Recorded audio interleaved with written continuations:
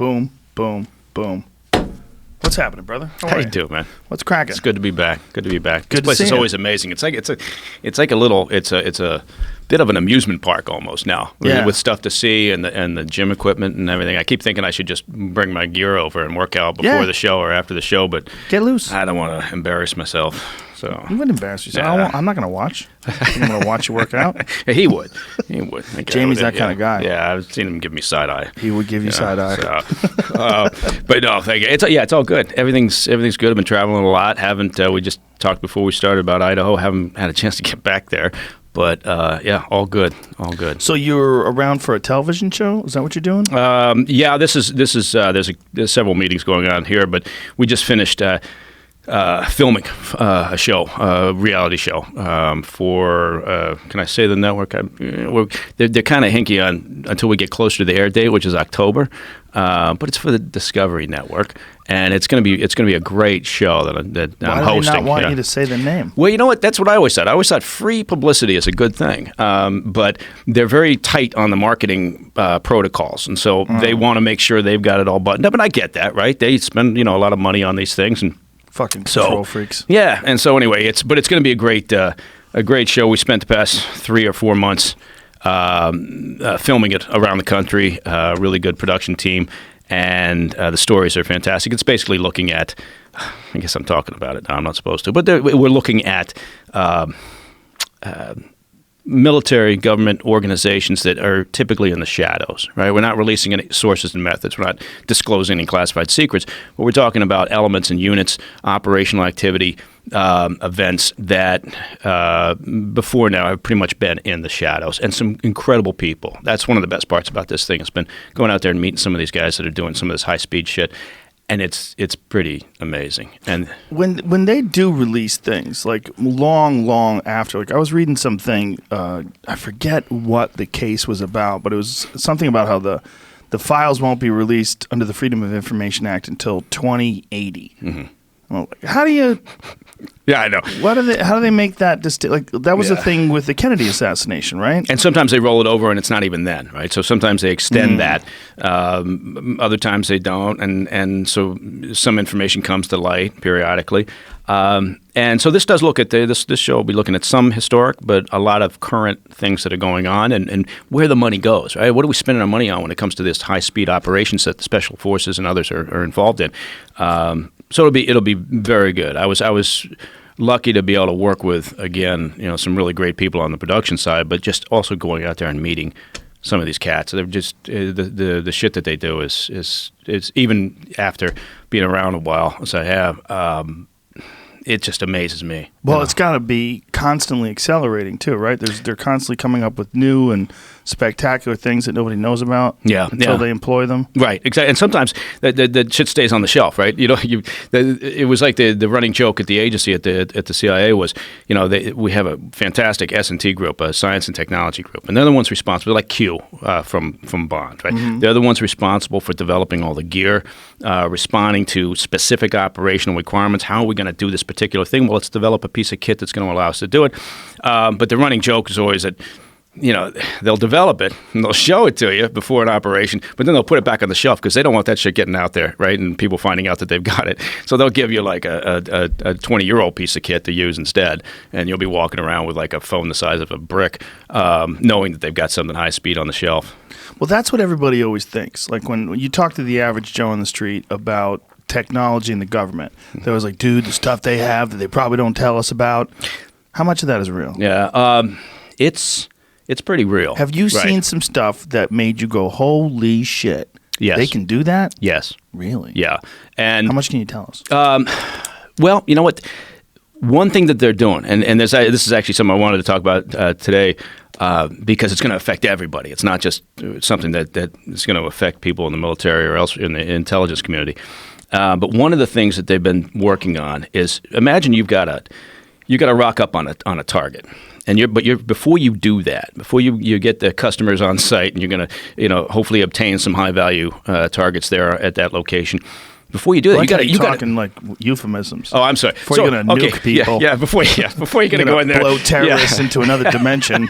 Well, sometimes, okay, actually, I was going to say sometimes you want to actually capture them and get their intelligence. We've gone past that, right? Because the years where we were getting our ass kicked for holding on to people in detention facilities, you know what that did? That pretty much convinced everybody that was involved in this to just whack them, right? Because then you don't have to deal with the aftermath. You don't have to worry about, are you going to get in trouble for interrogating somebody? Right, exactly. So that actually increased the lethality of operations. You started painting targets and just blowing the shit out of there rather than trying to grab the target and get their intel. That's a problem because then the pipeline dries up for the intel. But anyway, so imagine you got this site. The first thing you got to do is determine if your target's there, right? And it's not like that, the Tom Clancy movies where, you're looking through walls and all this shit. That technology, night vision devices, and that ability in low light conditions to monitor and to identify specific individuals has always been a problem.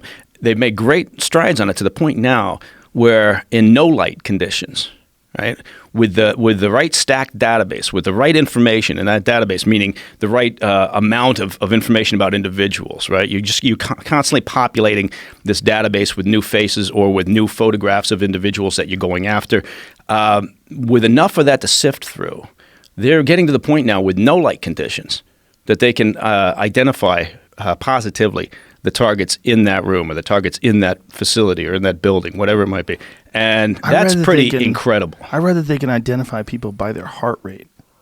Mm-hmm. Well, not just their heart rate, but I mean other biodata, right? I mean other. But they can literally, with video, somehow or another, they can zoom in on you with some scanner and recognize that this is a particular individual because of their heart rate. Yeah. There was an article that was written about it, and I know that there's a company. Do you know what HECS is? HECS.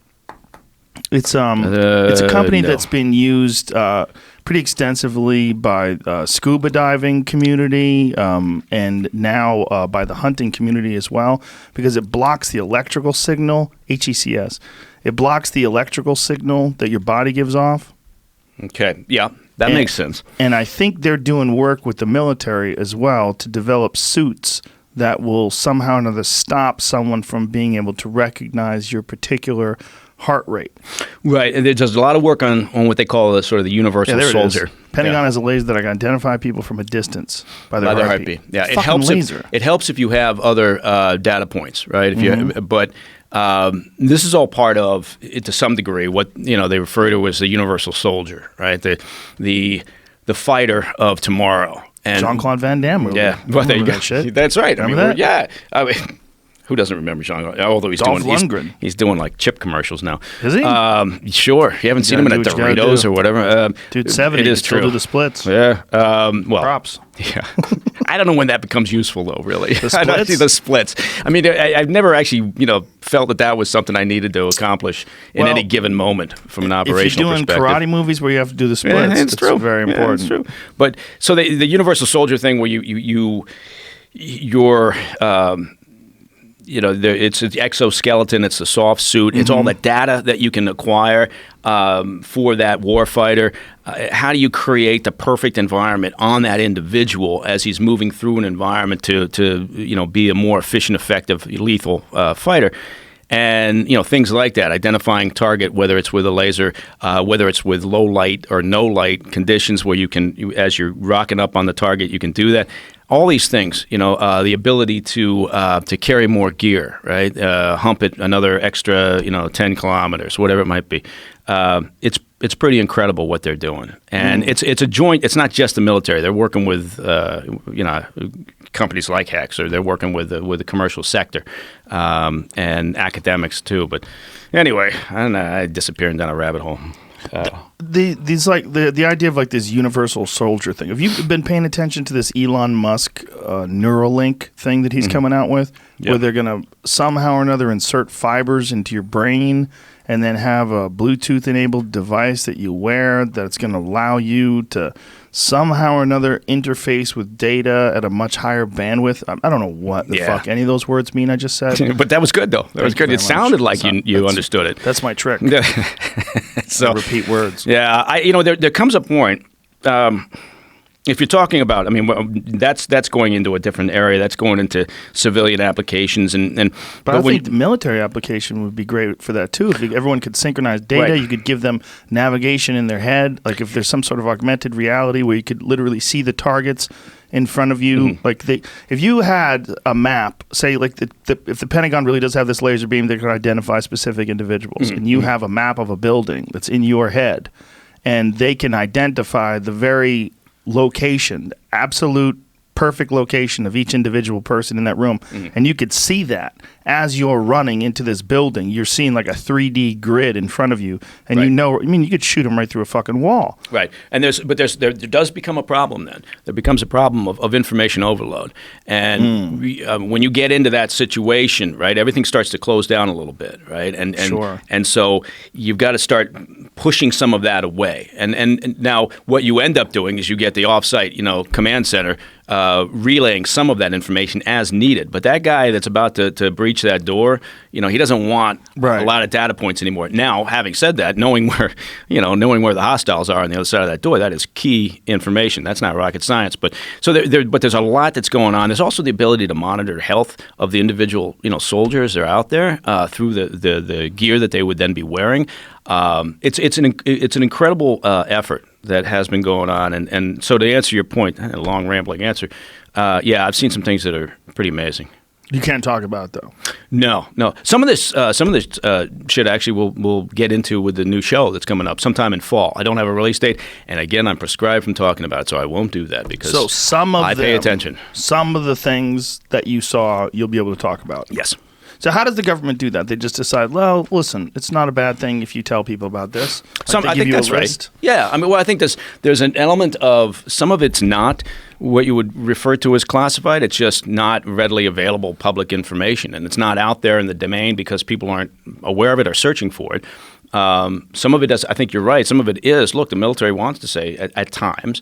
Look what we're able to do. We're doing this, and oftentimes it's because it's in a sort of a private-public cooperation, right? And so that encourages other companies with innovative technologies to step forward and get involved in some of this. And I guess that opens up all sorts of other, some people are out there saying, well, they shouldn't be working with the military. Well, fuck that. Well, that's a question that I had. That brings me to a point that I think is kind of important, where people always talk about the military budget and how high the military budget is. And, we need to take some of that money and put it in other places. And, maybe some of that military money is not being used to the best, for the best good of the human race, or maybe some of it.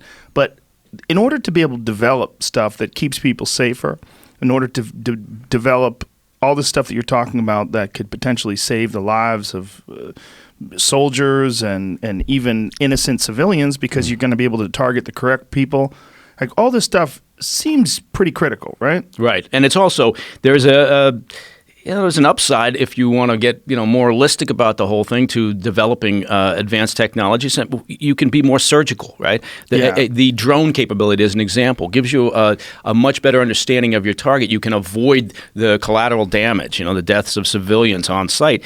Through the use of proper technology, and that creates that environment, and so it's a good thing. And again, I mean, look, the CIA, their S&T group over the years, the shit that they've developed for operational purposes that then made its way into the commercial sector and benefited people. Like what? Battery technology. Anybody walking around with a pacemaker or a defibrillator, in part can thank the agency, because what were they doing? They were working. They continue to work on battery technology, shrinking those batteries as a power source. Initially operational purposes, so you could put a transmitter out some site, so what are you doing? You're eavesdropping on a hostile target, or gathering intelligence. But then that effort, all that work that was done, then that later on benefits the general public. Drone technology, same thing, right? I mean, the agency was front and center on developing drone capability. Now, what are you doing? You're doing that to for environmental concerns, for mining. I'm a little concerned about drone technology. My old house that I used to live at, this motherfucker that lived down the street from me used to hover a drone over my house and film. He I know he's like looking at me. Like, what are you doing? You want to watch me swimming, you fucking weirdo? Did you ever go over and talk to him? No. No. Should have sent a drone over his house. Yeah, I was thinking of shooting it down, but it's hard to aim up No, you can nowadays with a bow and arrow. Yeah. You're like, oh, that'd be a hell of a shot. if you have a good bow, like, see the way you calculate accuracy with archery is you have a rangefinder, and that rangefinder has a built-in adjustments for angle. There's angle compensation for up or for down, but I don't know if it has it for straight up in the air. Like, because you got to think the way you're judging how much an arrow is going to drop over the course of the flight. Right. With Same with the bullet. Yeah. Right. Yeah. But with the bullet, obviously, there's less compensation because it's much faster. But there's a video that's hilarious of this guy got tired of this block party in Brazil. Mm-hmm. So he loaded up a drone filled with fireworks, and he hovered it over the block party and started launching bottle rockets down on these guys that are making too much noise. That's excellent, though. I mean, if you think, but that sounds like something one of my boys would do. Right. And I'm sure they'll be listening to this at some point, so they're going to do this. Yeah, Scooter, Sluggo, and Muggsy. But when you have a kid named Sluggo or Muggsy or Scooter, guaranteed they're going to do something. They're going to do something like that. Yeah. Did Scooter you think of that when you were naming your kids? I didn't. No, it didn't occur to me. Although I wanted to give him Eugene or something. I wanted to get Eugene. I wanted to give him flat tops. Right. Every summer I have the same discussion with my wife, who's the world's greatest person. I wanted to give them flat tops, and she always says, "Look, with names like Scooter, Sluggo, and Muggsy, you give them a flat top as well, then that's it." They're in a database. Exactly. They're going somewhere. But it's the best way to take down a drone is just blanket it, jam it, and drop it. How do you do that? Well, it's like. It's like the old days of jamming a radio signal, basically, right? Mm-hmm. When you're interrupting, you're blanketing it, and you're interrupting the data communication from the controller to the drone. And like the drone that was taken down in the Iranian drone that we took down, I think it was the USS Boxer was involved in that out there in the Strait. That's how they do it. They don't fire a missile at it anymore. It's much more effective. Shoot something at it that disrupts the signal. Right. Yeah. It's essentially, again, not to oversimplify, it's just jamming. But is that jamming technology available to civilians? If not, do you know to really smart civilians, I guess it could be. Yeah, really smart civilians would probably be able to figure that stuff out. Jamie, know anybody? Let's work on that. I'm looking. I'm gonna find some real quick. Jamie could probably figure it out. So, Scooter drone technology. Scooter was just out at West Point. He wants to go to West Point when he's old enough, and so he went out there for a lacrosse program. And I'd forgotten. Have you been to West Point? No. You got to go at some. I know it's a ways away from here. It's not a day trip, but it's a beautiful campus, and I'd forgotten about that. Obviously, it's got a. Is that where Jodie Foster was in Silence of the Lambs? Was she? West Point? I don't know. That doesn't sound right. I don't think so. The drone killed gun. Wow, that's crazy. Mark III. Mark III. Yes, of course. The Mark III. Lightweight, compact drone countermeasure. The Drone Gun 3000. Jamie, order me one of those immediately on Amazon, please. Yeah, that would have taken care of this guy. Yeah, but the problem is it's not as satisfying as a bow and arrow. Yes, that's a good point. That's a good point. So one of the things I don't know how it's not a smooth segue, but we were talking a bit about technology is particularly with the 2020 election coming up, is this idea of deep fakes. Right? Yes. Yeah. Fantastic stuff. And the technology to create this nowadays, to create a deep fake, which essentially just means you're doctoring a photo or video and making it do what you want it to do to try to convince people of whatever it is. Technology is advancing, and it's stunning what can be done. Do you know who Kyle Dunnigan is? Kyle Dunnigan? I should know. Hilarious stand-up comedian, but he shines in doing deep fakes. And he's working with this other guy. I think the guy's called Dr. Fakenstein or the Fakening. Is it the Fakening? Two separate guys, but yeah. Yeah, one of those guys. But go to his Instagram and see the new one that he did with Elon Musk.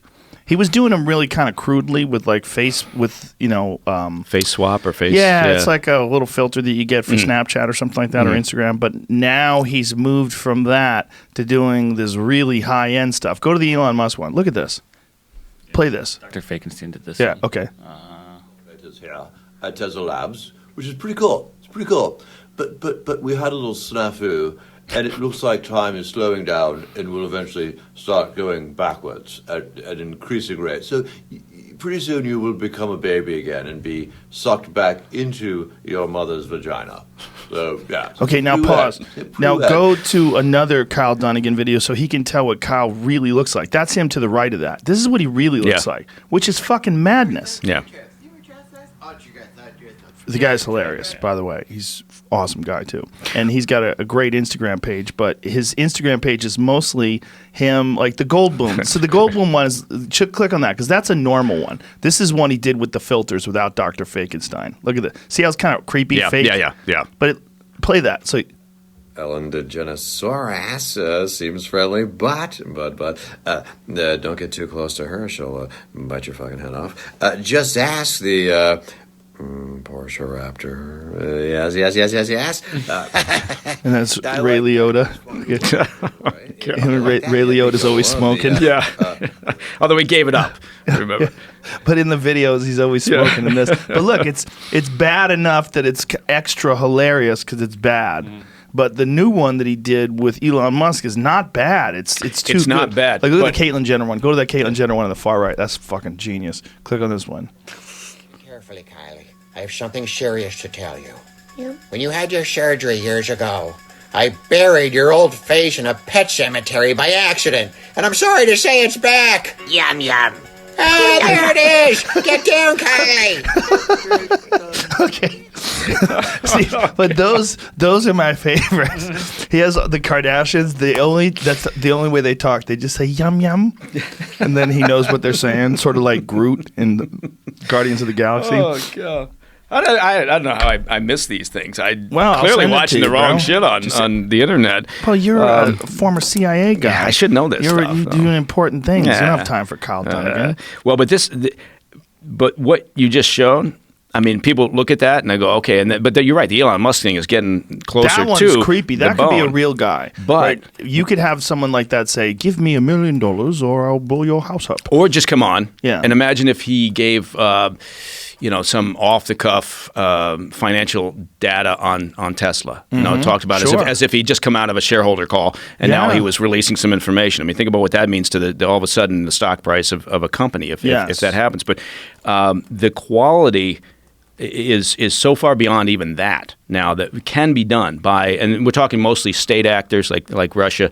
And so the problem we're facing now is it's not just everybody's kind of aware of the sort of the Twitterverse or whatever, the Twitter and the trolls that exist on there and the bots and all of that, but it's the video, the ability to do the video. They released one was done not too long ago with Nancy Pelosi, and all it did was slow down her speech just slightly, but just enough to make it sound as if she was slurring her words. Maybe she'd had a couple of drinks.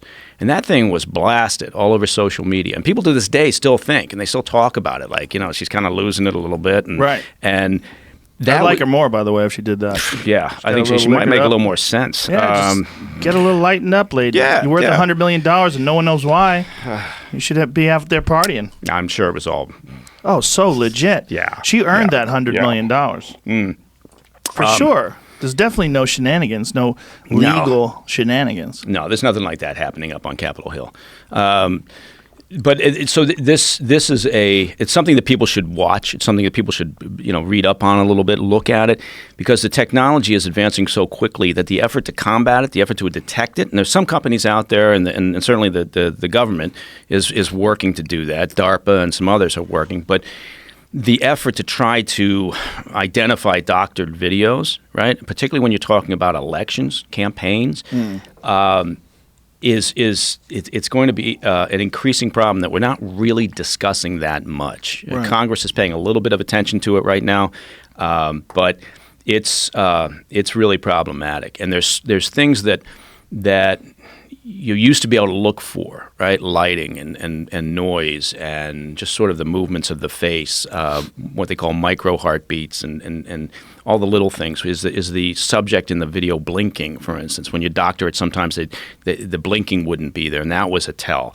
But the people involved in all of this and creating these deep fakes are working at such a pace that they're getting ahead of that. So It's fascinating. So anyway, they're coming up with ways to try to counter it. But I guess the biggest point is, it sounds like a public service announcement, is people need to be aware of it. And they need to be smart about – of course, they won't be. Everybody goes to the internet and they lose their minds and they believe whatever it is that they read that agrees with their opinion. Sure. And there's no bothering of checking, whether anything is actually legit anymore or not. But if that would be my one piece of advice. Going into 2020, starting now, pay attention. Don't believe anything you see until you prove it. And that's part of the problem too, right? See, we stop believing anything we see. Right, but if I was a skeptical person – Right. if I was a conspiracy-minded individual, I'd say, But you're not. This guy who used to work for the CIA is telling us not to believe the news. Wait, I see what you're saying. What I'm saying is you're setting us up. Okay, well, it's time for me to go. Look at that. Right? Wouldn't a normal skeptical person want to think, like, why is he telling us that? I guess I'm saying it wrong, because you're right. I don't mean to imply. I guess what I'm saying is trust, but verify, right? When you're looking at video of a candidate, or you're looking at anything really on the internet now, just be aware of the capabilities. Maybe that's a better way of putting all of this, because you're right. You don't want part of the problem, and one of the things that Russia does, and others who are involved in this whole propaganda effort. One of the things they do want to do is undermine our confidence, obviously, in media. So, by me saying don't believe what you see, I'm kind of feeding into that. So you're right. I shouldn't go that route. Be aware of what the capabilities are. Pay attention. Everybody should just be a little bit smarter about what they're doing. That's all I'm saying. So, and also what we're looking at now is so much more powerful than what we had 3 or 4 years ago. I mean, 3 or 4 years ago, this technology was not available for the consumer, but now it is. Well, there was. I mean, you think about it. Not to get too deep, but if you think about the photography, how long has photography been around? There have been efforts to manipulate photography, right? So, so altering photographs has been around almost as long as the medium itself. You go to Photoshop. That kind of put it all in the hands of the consumer. What you were talking about, face swap, the new face app to age people. Yeah. All these things make it easier for whoever's got a smartphone to try to do this. But what you really – and that's a problem as well. But one of the things that you really have to worry about is, again, sort of the state actors, like a Russia. I mean, Russia was behind the face swap thing.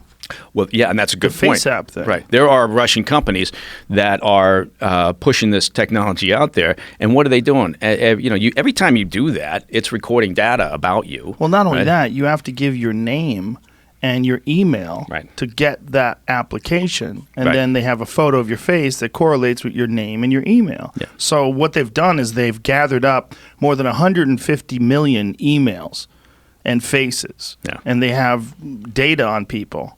Yeah, that's pretty powerful stuff. Like, if you think about what Facebook has done, right? What Facebook has made billions and billions of dollars by essentially mining data, right? That's what they're about. Right. Google's the same thing. They're mining data.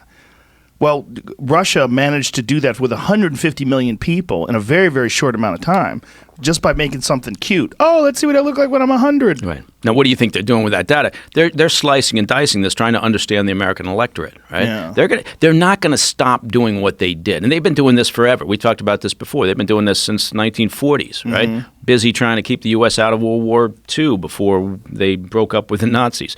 It was a serious breakup. But when they were still aligned, they were busy paying off journalists and buying trade unions and all the rest of it. So they're never going to stop what they do, because it's worked for them and it's just kind of in their DNA. Why? But isn't that also what the United States does as well? I mean, there's got to be some sort of counterintelligence stuff that we do that is sort of shady. Well, I don't know about shady, but justifiably shady. How about that? I like that. Okay, that's a good term.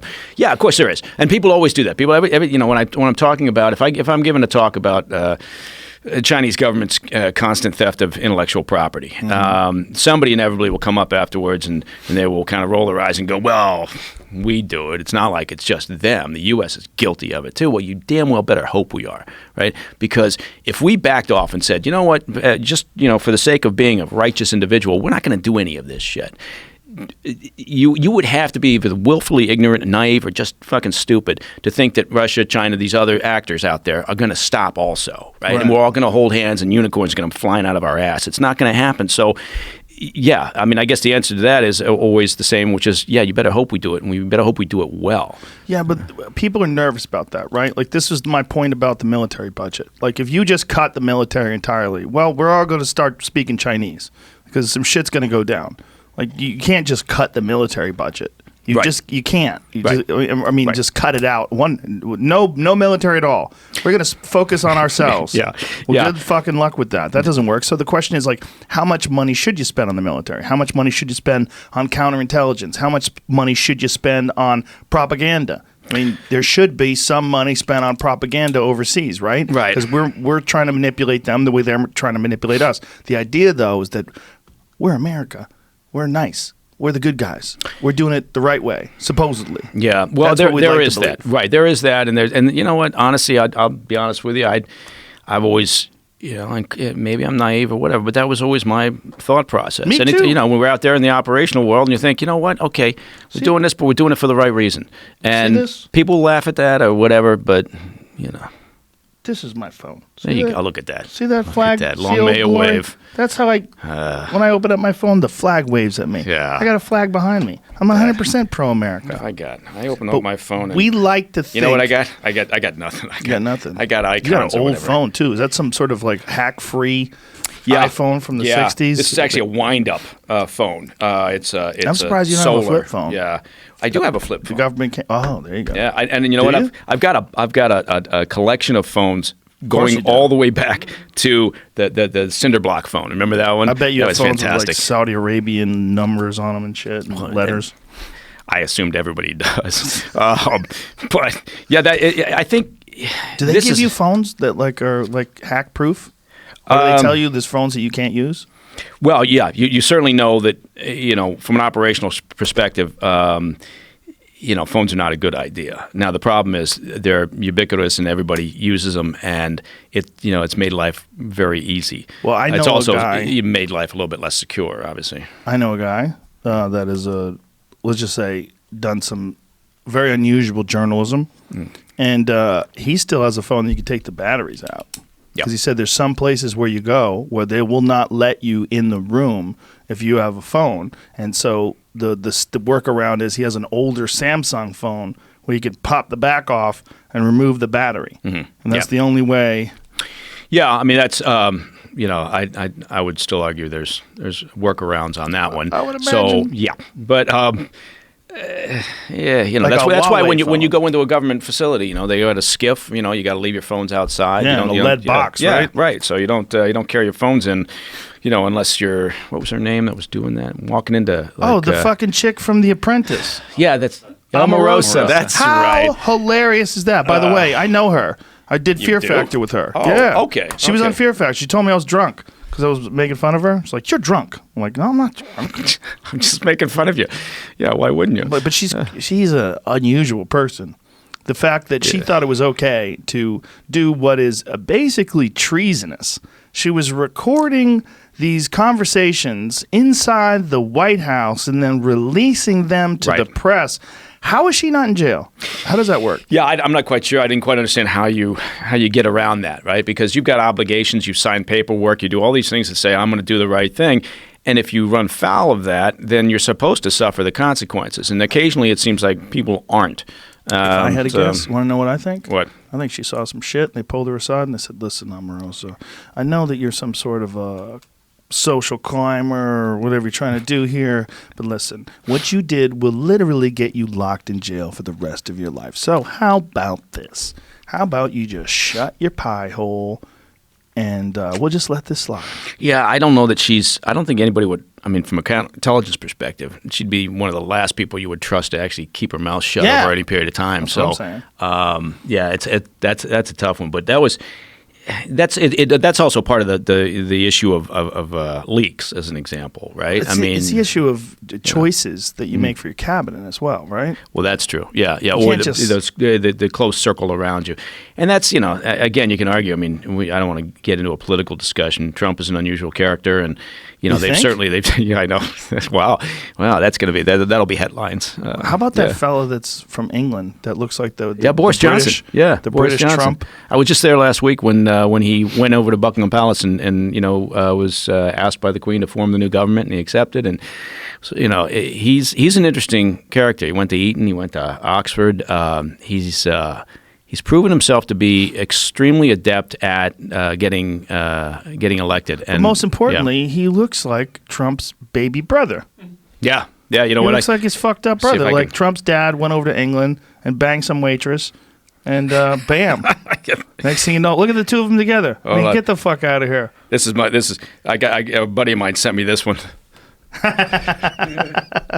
It's a South Park one. It's him with a bike helmet on. That's the best side by side That's I've good, seen but this so one's far. better. This one's better. Oh yeah.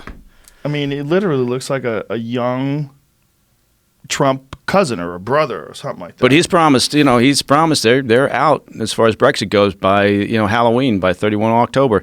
They're done. And so they're yeah. done with the whole European Union. Yeah, well, that's what they're saying. And basically, now what they're concerned about, of course, is it's a hard exit, right? No deal. Right. But he's saying it doesn't matter if that's the case. Then that's what we've got to do. And there's a lot of people. It's interesting. The dynamic is a little bit like here in the U.S., right? If you're in the Northeast Corridor, Washington, New York, whatever, Boston, or you're out here on the West Coast, and you tend to view the world differently than everything else, the rest of the mass of the country, right? Which is why people lost their minds and they thought, how could Trump possibly get elected? Mm-hmm. The UK is a little bit like that. That Brexit vote came around, and everybody in London was convinced that it's going to be 95%. We're not leaving.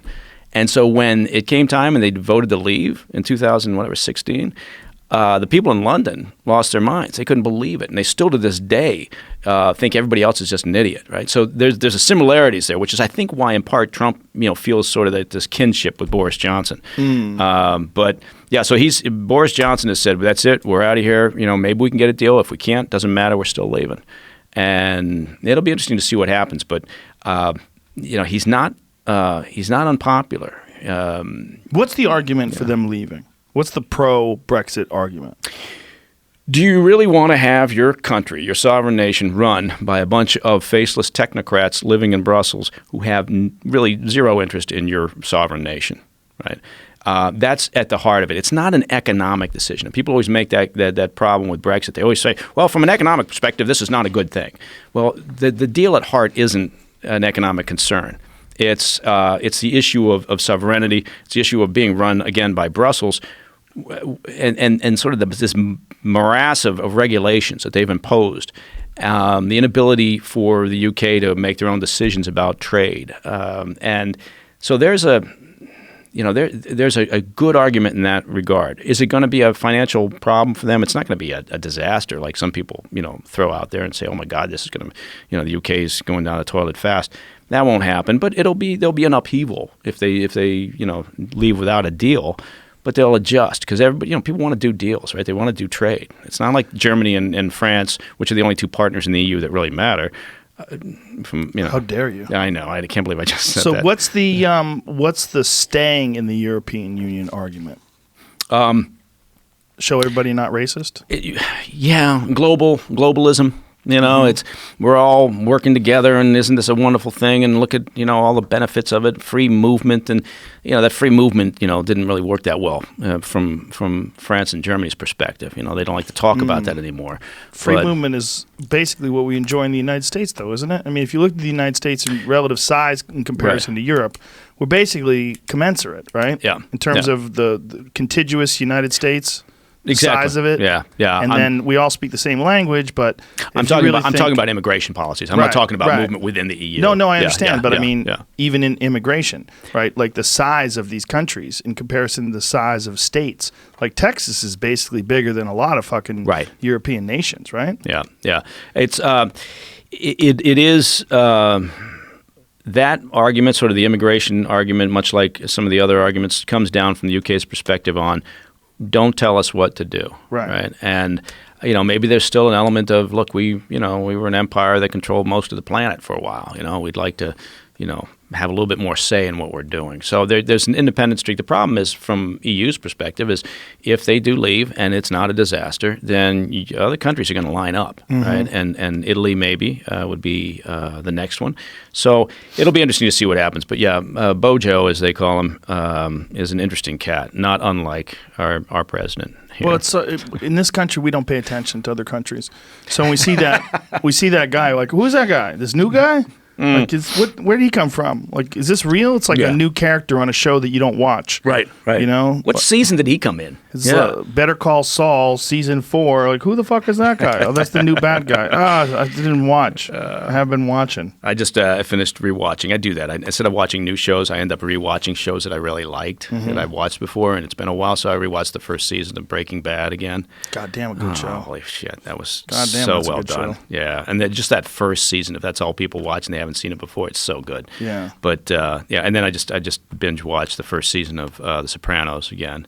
That's a great show. Yeah. That was the first show that really, in my mind, it created the first real anti-hero that everybody actually appreciated on television. Like, everybody loved Tony Soprano. He's a fucking murderer, constantly cheated on his wife, strangled his best friend. He's like, I'd like him. Yeah, I'd like him. He's an interesting cat. Yeah. Well, it was that dynamic with his mother, right? That's what the hook was, and that, certainly that first season was just that was fascinating to people, and still is. But. Speaking of deep fakes, remember when they tried to bring the mom back after she died? They had like the shitty CGI. Yeah, that's what shows you, like 2005 CGI. It was goddamn terrible. Yeah. Well, if you think about when Photoshop was out in the early '90s, I guess, late '80s, early '90s.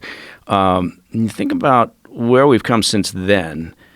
Not to go back into this whole thing with deep fakes. But it is, when people talk about Russia collusion, and they talk about, we kind of lost our way, right? And, everybody's kind of guilty of it, whether it's Mueller and his investigative team, or whether it's Congress, or whether it's just the general public. We all kind of lost our way over the past couple of years, imagining somehow that the big story here was Trump's collusion, right? Well, that was a political dodge, right? That was a shell game that was being played on us. The big story is, what did Russia specifically do, right? What exactly did they do? How did they do it? How successful were they? Show us some case studies of specific examples. That's what an investigative team should have been doing for 2 years. And then deliver that information and keep throwing it out at the public and keep talking to the public about it. I guarantee you, the GRU and others, the FSU in the intel services in Russia, they're happy that we didn't do that, right? Because again, they've been advancing, they've been improving their capabilities. They're going to do it again. So I guess that's why I keep beating on this, is that I don't think we really focused our attention where we needed to, because we all get lost in this political bullshit. And well, I feel like this is the most easily manipulated we've ever been as a culture. Like, I think it's so easy to spin these narratives and to get people upset about anything. Right. And I feel like a lot of these are test cases. Like, they're trying to see, like, what happens when we spin up this story. How outraged do they get at that story? Like, Well, look at this. Look at the issue of racism. Look at. I mean, that thing gets thrown out there now to the point where it's. I hate to say it, but it's almost losing its meaning in a sense, right? They just keep hammering away, and anybody they disagree with, and I'm talking about the hard left, the progressives, you're a racist, right? It's not possible that you could possibly disagree on policy, right? Like the squad, AOC and her compadres. Right. I don't give a shit about where they're from. I care about the fact that their policies, from my perspective, other people I'm sure love them, are screwed up. And what's screwed up about their policies? Well, I'm not a democratic socialist, right? So I have a problem with everything from, you look at the Green New Deal, right? And this idea that we're going to roll this out and fuck the economic impact. Or I don't think they even thought about the economic impact. I think what they're doing is they're playing to their a base, and they're doing it successfully, and people hear about it, and everybody wants to be righteous. Everybody wants to think, sure, if I care about the environment, let's get rid of emissions. That'll be a great idea. And whether it's that or open borders, and the idea that somehow we're, do I think we're running concentration camps down south? No, I don't think. I think that's fucked up. That's the terminology that we would have, right, for detainment centers. And you know what? You want to make it better? Well, great. Let's actually do what your job is. Let's make some changes to the immigration rules and to asylum laws. Let's put some more money down there and make conditions a little bit better. There's things that we could, in terms of concrete steps, but we don't seem to want to do that. We seem to want to just throw shit around at each other, but the open borders thing is worrisome.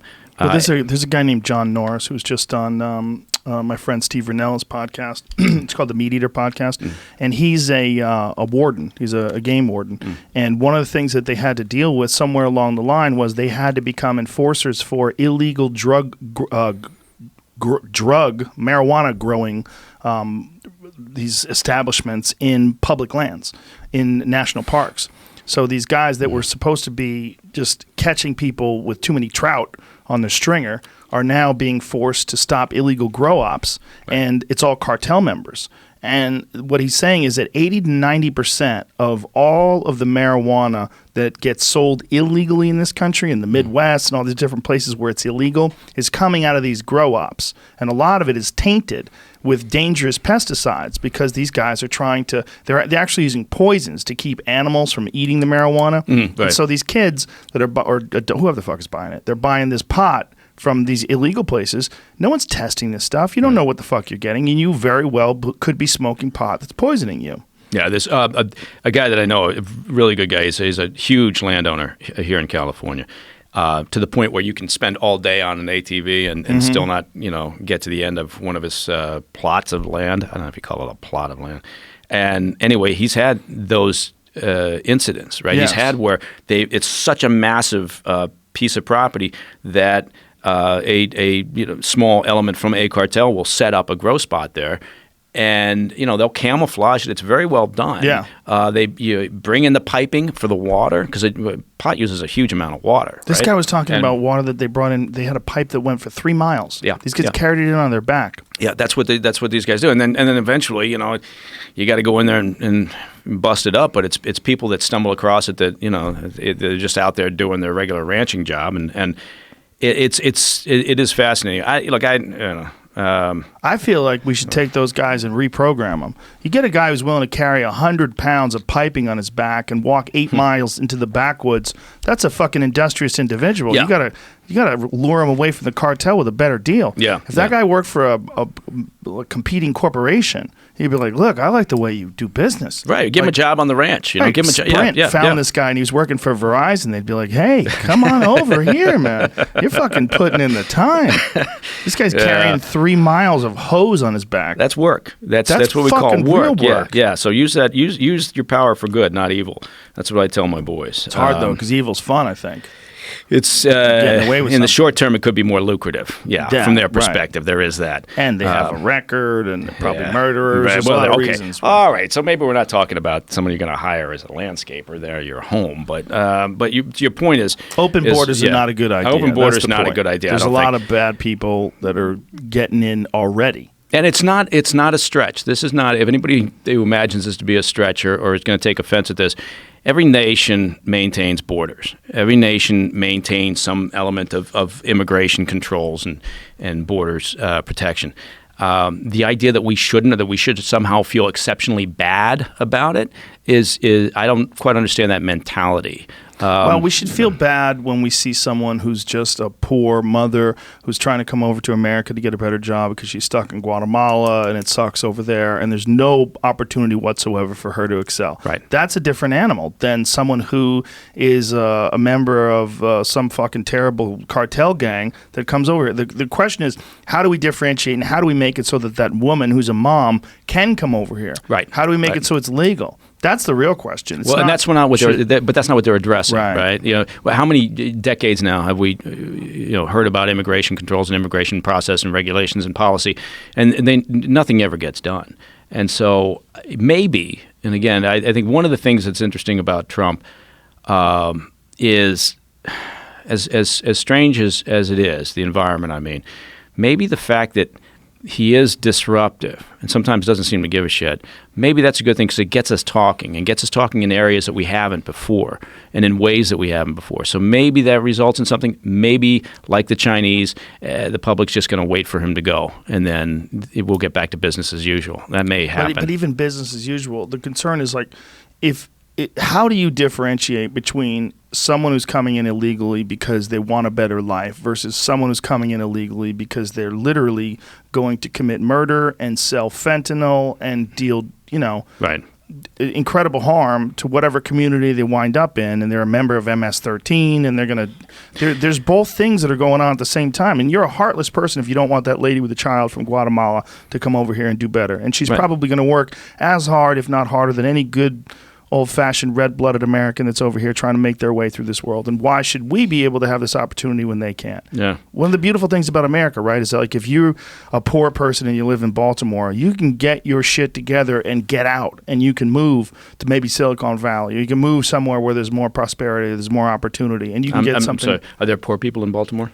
I heard there are. Oh, okay. I heard there's I got to pay attention. some sort of there's a word. know. What is the word he used? Infestation. Infestation of rat fuck it. infestation. Yeah, you can't use infestation when you're talking about certain neighborhoods. People get mad. Even though he said infested with crime and rats, you're racist. Doesn't matter. The key here is, and it's a Democratic talking point, right? I mean, this is a strategy, and that's fine. Both parties use different strategies, Sure. and but the Dems have obviously decided in this period of time, because it's so intense, there was clearly discussions within wherever the DNC or elsewhere that this is our policy. We are Yes. going to push this, and you just keep hammering that word, racist, Right.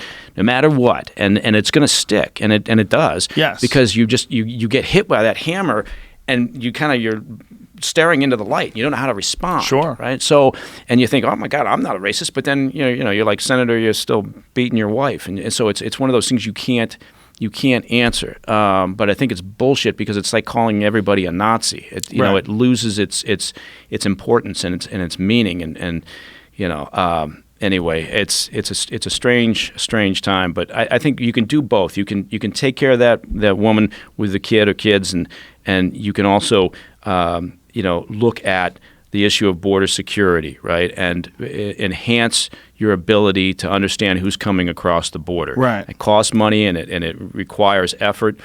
But you can do both. I think you can do both, but I think the real big picture, like if you had to look at the solution objectively, the real problem is Mexico has like real economic situations that we don't have here in America. They're far worse off in a lot of the areas, and as is Guatemala, as is neighbor El Salvador. All neighboring countries are economically devastated until they are not. Until they come up and until they experience prosperity, you're always going to have people that are committing crime because they want to try to get by, and you're always going to have people that are going to want to try to get to America because it's a place where there's more opportunity. That's the real issue. The real issue is that it's so much better over here. Right, and that makes sense. And you get the same thing with immigration and movement of people over in Europe coming up from wherever, which is the Brexit argument, right? Which is the Brexit argument in part. I mean, it's not just based around immigration, but it's more control of your own nation's security and destiny, et cetera. But I think you could argue that national security, from a U.S. perspective, would warrant improving your ability to impact nations like Guatemala, El Salvador, wherever, and working with Mexico to not just improve sort of the security, the liaison that goes on and improving that, but you're right. I mean, working conditions, criminal, or crime and instability, that's in our national security. I know people get very upset. They say, why should we give countries money? Right. Well, in part, you're right. I mean, sometimes you give them money and it just goes down some shithole, and it doesn't, and I'm not talking about the country. I'm just talking literally. It goes into a hole and it never comes back. Gets it in corruption, and they absorb it at the highest levels of government. Yeah. And so there's no controls over how that money is spent. There's no metrics to say whether it's spent wisely at the end of the day. So but I would argue that I agree. I mean, it's in our national security interest when we're talking about border security, immigration, to view that as sort of the top line issue. Mm-hmm. Why are they on the move? Right? Well, like you said, they're on the move because they want a better life because where they're at ain't good. Yes. How do you work with them? And that's I think people sometimes look at that and think, well, that's pushing a rock up a hill. It's never going to happen. And so maybe they just stop, right? But we've ignored Latin America, Central America, South America for decades, right? Which is how we ended up in part with Chavez and, Maduro to follow and some of the horseshit that went on down there. Because we ignored it. We didn't give it the resources. We didn't give it the attention. We didn't treat it seriously as a national security concern. We were all focused on wherever, improving relations in Southeast Asia or elsewhere. So, yeah, we need to refocus. And I think ultimately, do we see it immediately? No. But I think so anyway, it's, I think for people that are this really is like the foreign policy hour. It is. Yeah. And with at least one dude who doesn't know jack shit about foreign policy, that would be me. That'd be a good show, though. But maybe. But I really think in the interest of national security, legalizing marijuana federally would stop the profitability of these gang members, because you would be able to have legal marijuana. You wouldn't need to buy it in these other places. You'd be able to grow it yourself, and the price would drop through the fucking floor. And it would be not profitable for these guys to haul 3 miles of pipe on their back and into the back country and use someone else's land to make these grow ops. Mm-hmm. And one of the reasons why they're doing this, particularly in California, I found out, is that when marijuana became legal in California, these illegal grow ops became a misdemeanor rather than a felony. So they do them over here. Mm-hmm. Instead of doing it in Ohio or somewhere else where it's illegal, they do. And also, it's, you could basically grow year round here. I was going to say, from a logistical point of view. But if they just made it legal federally, just cut the shit. We're all grown-ups. Yeah, and there's a tremendous number of issues related to the fact that, the state and the federal laws don't match up. Right. And from a law enforcement perspective, it's a nightmare. Nightmare. Yeah, I agree. You know what? What will happen is I don't imagine that it makes the cartel activity any different. That sucking sound that is the revenues from weed leaving their accounts will be replaced by something else. For sure. Or get into the weed business. Yeah. Or although These pharmaceutical companies that are fighting against it, as well as these prison guard unions, which is really crazy. That's the darkest one to me. It's not the pharmaceutical companies. Look, I get it. They're just creeps that are looking at their bottom line. Every business wants to constantly have new growth every year. They want to constantly be making more money. I get it. It's like this universal, eternal growth model that they operate under. But the prison guard unions, when you find out that they lobby against the legalization of marijuana, is so insane. What does that? I didn't know. They just want more people in jail so that they have jobs. That's the idea behind it. It's the most un-American thing possible. You want more people in jail so that you could have a job looking over those people. You basically, it's sickening. Yeah, that's a new one to me. I had no idea. The guard unions. Yeah. Yeah. Private prisons in a nutshell are pretty fucking gross. Private prisons is something that, and there have been, I'm with this current administration, there's been some prison reform issues that have been making their way through, right? They've been actually focused on it to some degree. Maybe thanks to Kim Kardashian. Yeah. How crazy is that? We were just looking at. Yeah, she's a fucking champion. Yeah, she's the champion of people that are wrongly incarcerated. She really is. I want to show you something. I'm like shout out to Kim K. I'm like a crazy grandpa that clips newspaper articles out. But in preparation for the show, I know most people think I do no preparation whatsoever. Newspaper? I know. You're one of those guys. I still do too. I love the newspaper. I do as well. Thank you. Look at this. Colleges offer degree and courses in the pot business. Ah, good move. Yeah. So this is really interesting too now. Did you know that? Colleges are teaching podcasting. I know two people that have gone back to school for that. For podcasting? No, for pot? For growing degrees? pot. Yeah. Really? Yeah. It's crazy. University of Maryland and Cornell, that's the two that this article talks about.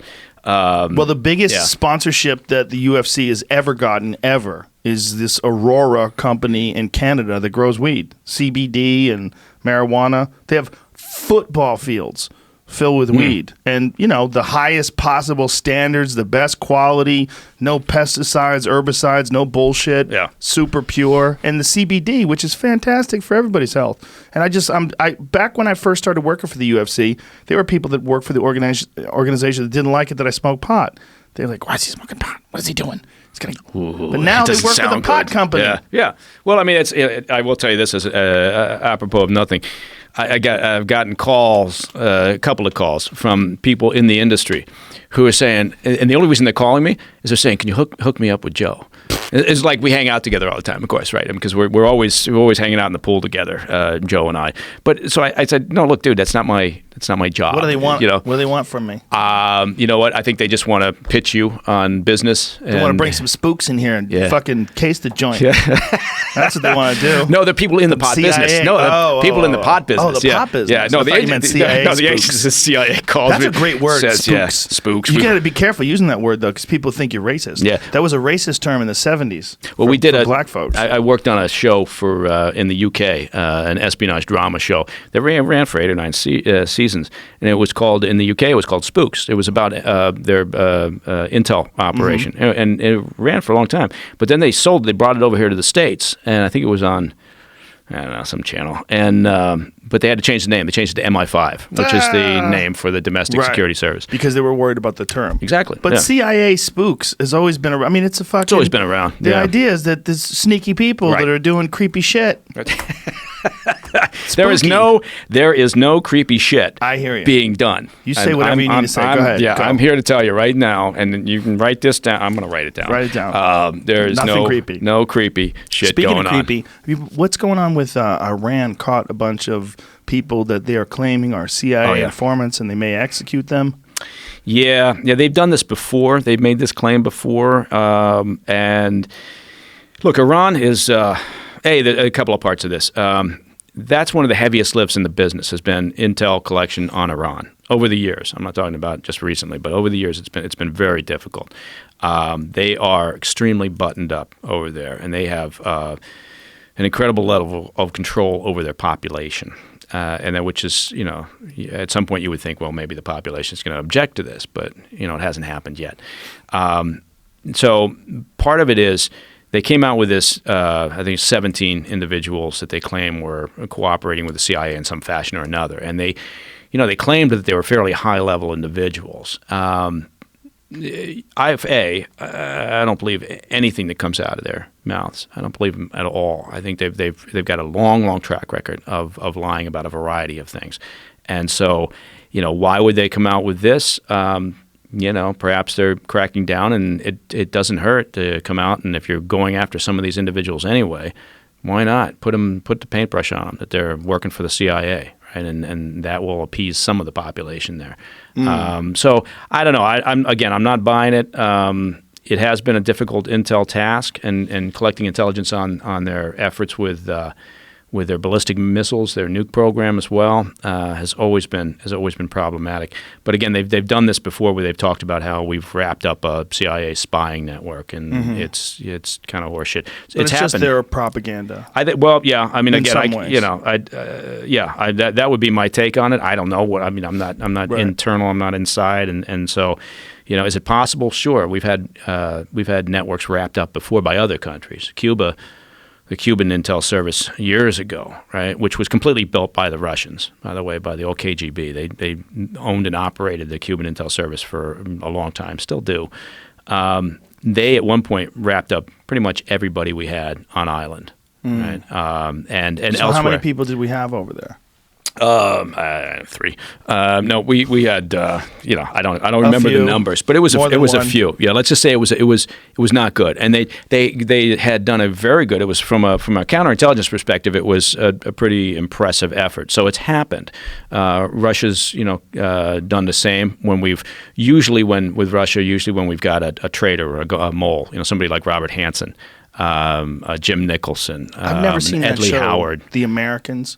Oh, yeah. From what I understand, it's a good show. And it was a show based on the idea that at one point in time there was a Russian family that had come over here and infiltrated and became American citizens and seemed like, Joe and Mary next door. Right. But really they were Russian spies. I had an aunt and uncle named Joe and Mary. It's Oh, weird really? that you would say that. I literally had an aunt and uncle named Joe and Mary. Maybe Lovely I've done couple. some intel on you, buddy. Trying to Look at that! It's time to go.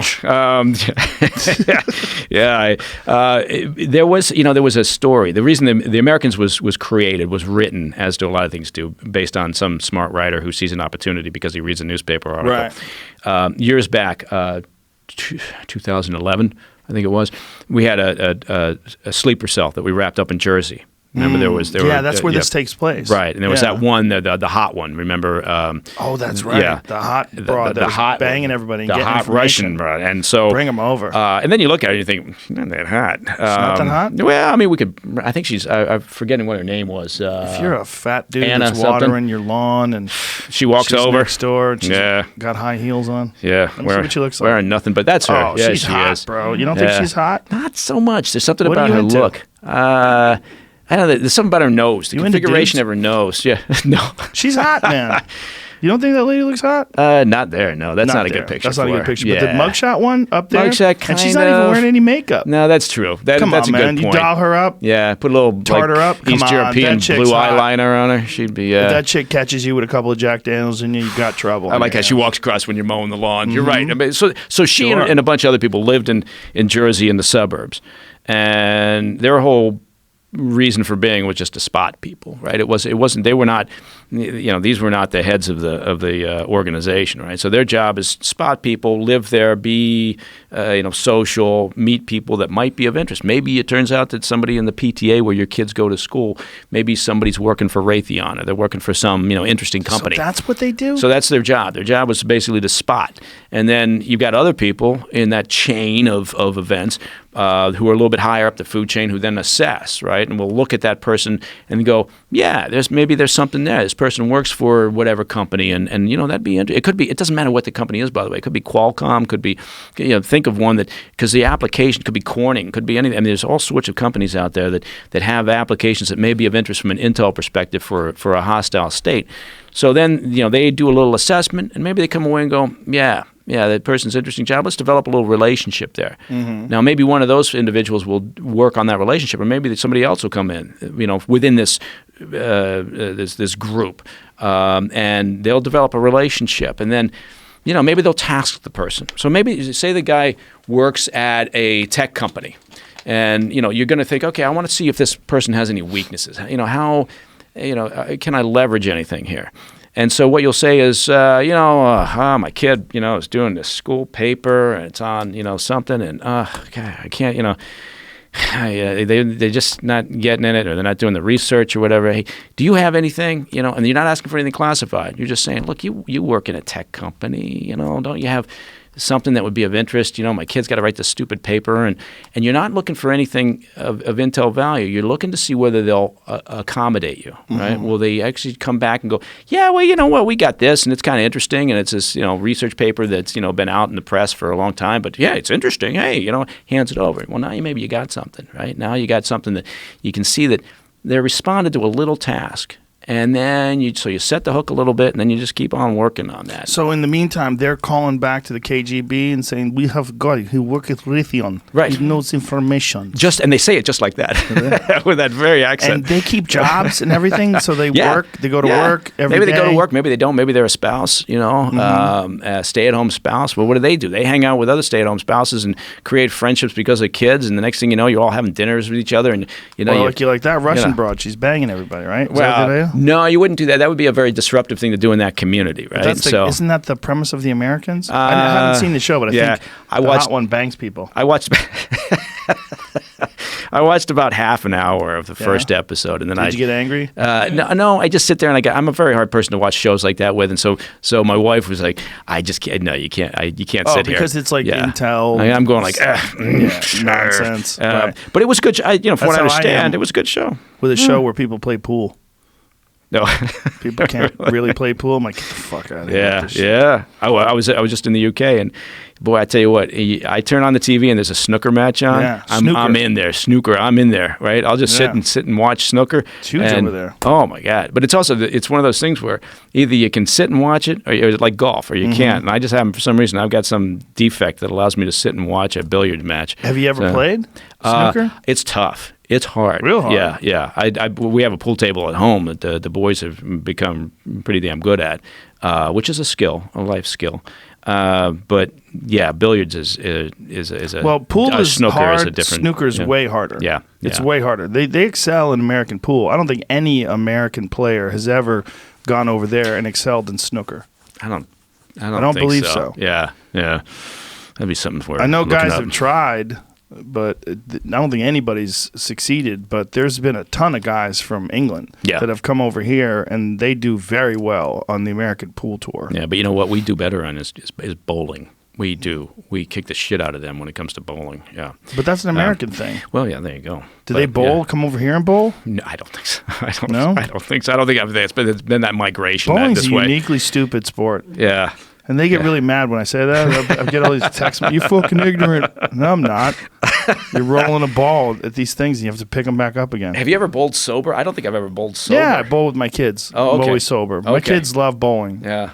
And they put up the little bumper thing so it doesn't go in the gutter, so you're cheating. Yeah. So you can just basically whip that fucking thing down there 100 miles an hour. That's what I do. My thrill is to hear the so you leave the loudest bumper up when you bowl. Yeah. Fuck yeah. If it's up for them, it's up for me. I'm just gonna you're not going to give thing. them an edge. No. Yeah, don't let them win. Do you let your kids on the floor? Do you let your kids win in yes, things? all the time. Yeah. All the time. But I did get a hamstring injury because I didn't let my kid beat me in a race. How old? She's 11. Okay. I was running. I knew something was going on. I'm like, who cares? Push through. She's not winning. And then my fucking hamstrings hurting. My middle boy, Sluggo, plays basketball. That's all he wants to do, day and night. And he's a bit like he's sort of like the Rain Man of basketball too. So in terms of facts, figures, characters, he can go back to Jerry West and he'll tell you about Bill Russell's career and everything. But he loves basketball. Does he want to play professionally? Yes, he does. Yeah. Really? So, but how tall are you?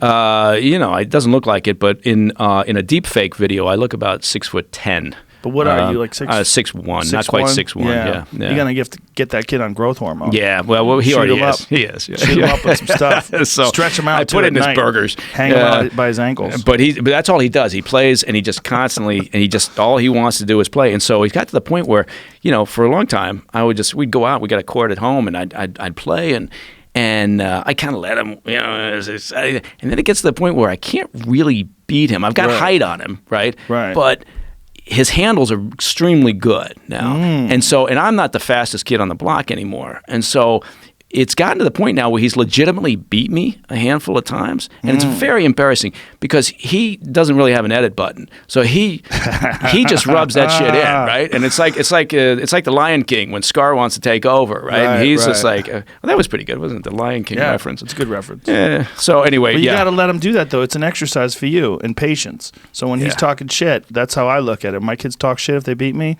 I just go, okay, go ahead, talk some shit. Yeah. And that's like you can't let it be personal. No. So you got to treat it like almost like an internet heckler. Yeah. My kids are allowed to hit me full blast. So my kids take martial arts, and I let them. Not the oldest one. The oldest one's 22. She'll fuck me up. Yeah. But the young ones, I let them tee off on me. They're allowed to full blast leg kick me. They can hurt me. Yeah. They'll hurt you. Yeah. But I want them to be able to feel what it feels like to actually hit a person. Yeah. Because when you're sparring in martial arts class, you're not allowed to like hit people full blast. You just kind of touch them. So I let them just fucking slam shins into my thighs. And I teach them how to turn it over and really dig that bone into the soft spark. But that's good. That's actually good. Really good. Fucking hurts sometimes though, but it's good when we they have hurt the same me. problem with my boys because they're fairly competitive and they're aggressive. And I keep telling them, I said, look, getting punched in the face isn't good. And until you actually do, well, they've gotten into some I was going to say fisticuffs. I don't know if you can say that. You okay? You're allowed to say fisticuffs. I guess Jamie's fisticuffs. They're dying. Yeah, we're continuing to talk over there, and he's dying. Yeah. Has a hard time with water. but yeah, it's hard to teach your kids, what that's like, right? And at some point, maybe they go through that. The youngest one broke his nose, courtesy of the oldest one. So Muggsy got his nose broke in a contest with the oldest one, Scooter, and he found out that's no fun. The thing is, though, that kid's going to be the tough one. Yeah. The kid it's always the youngest ones. Like, you see it in the UFC. When there's older brothers and younger brothers, the older brothers generally pick on the younger brothers, and the younger brothers, once they reach adulthood, almost always can fuck up the older brothers. Yeah. It's really weird. Yeah. I took a lot of beatings when I was younger because I'm the youngest of four boys. That makes sense. And so But it's good. It's good stuff, and oh my God, it's constant entertainment. All right, I mean, you know what it's like. You know, with kids, there's always something, and I'm sure right now people are going, oh my God, he's going to start talking about his kids again at length, and I'm not going to do that. Yeah, because the kids' names are so cartoonish. Yeah, I know. Well, that's part of the reason why they get mad. Yeah, as they are. But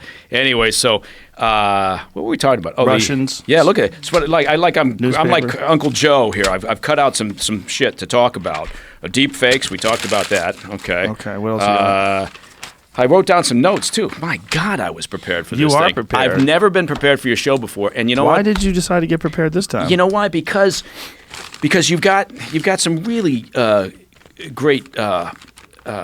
Guests? Well, no, not really, but viewers, listeners. I mean, I was trying to think. The people that follow this show, I find to be really fascinating. I get a lot of feedback, and I feel like I should pay attention, and I should prepare a little bit because there's a lot of interest, right, in some of these things that we talk about. Sure. And so sometimes I go out and I wing it, and to be fair, on news segments I just make shit up. No, I don't. I don't do that. I know you wanted to talk about Huawei. Huawei, which I think is a really fascinating subject to me, and a lot of people that are tech inclined, because they are at the tip of the spear when it comes to technological innovation in the cell phone space. Yeah. And I know that they're doing that in regards to modems and a bunch of other things as well. But it appears, at least, and a lot of companies are exclusively using their 5G modems as 5G rolls out. Oh, yeah. But it appears they are involved in some serious shenanigans, and they have deep roots with the Chinese government. They do. They claim they don't. They claim, look, we're independent. We would never do whatever the Chinese authorities say. Think about that sentence. Think about a company with the global reach of Huawei, of that importance to the Chinese state, and think about them trying to say with a straight face, we wouldn't do things that the Chinese government might ask us to do. If you were a real Chinese company and you said that and you meant it, they would shut you down. Yeah, exactly. They'd be like, you won't? Yeah, you would not be in business for that long, or there would be a change in the senior management of the business. And Huawei's been caught out. They've been caught out in Europe to the degree where at a certain point you think Germany and others that are deeply involved with Huawei now in terms of the 5G infrastructure, where they've just made this decision. Look, it's financially better for us to work with Huawei, and we can set aside the security risks. They literally made that decision. Yeah, I was reading an article about that very recently, that they've just decided to have some sort of a risk to reward conversation, and the risk is worth the reward. Right. And so, that's their calculation from a U.S. perspective, because we are, look, there's essentially two superpowers now, right? I mean, China's, advancing, and we're not the lone superpower on the stage anymore. And so we are the number one target. And our calculation has to be different. So we've been going at it, and I know everybody. I think it's been pretty well covered. It didn't used to be covered very well, but it's been pretty well covered over the past couple of months. And now what's happening is we've been in these trade negotiations with China, and I think, unfortunately, the current administration, the Trump administration, is going to blink. And I think because Huawei is such a huge issue for the Chinese, and the idea that we would prevent our companies from selling into or purchasing from or dealing with, and that we would have sanctions on other countries that do, they view that as such a threat to their own interests and their own future that Huawei is front and center with any trade deal. So they're not doing any trade deal unless we make concessions on Huawei. And I have a feeling the Trump administration is going to make those concessions because from a political perspective, they want a trade deal. Right, and so far they've actually said to Google that Google's going to stop using the Android operating system for the Chinese phones, for Huawei's phones at least. They're going to not let them license out So Huawei has actually been at least rumored to be in production of their own operating system, which would mean they would have to have their own, not just operating system, but they'd have to have their own ecosystem. So they'd have to have an app store.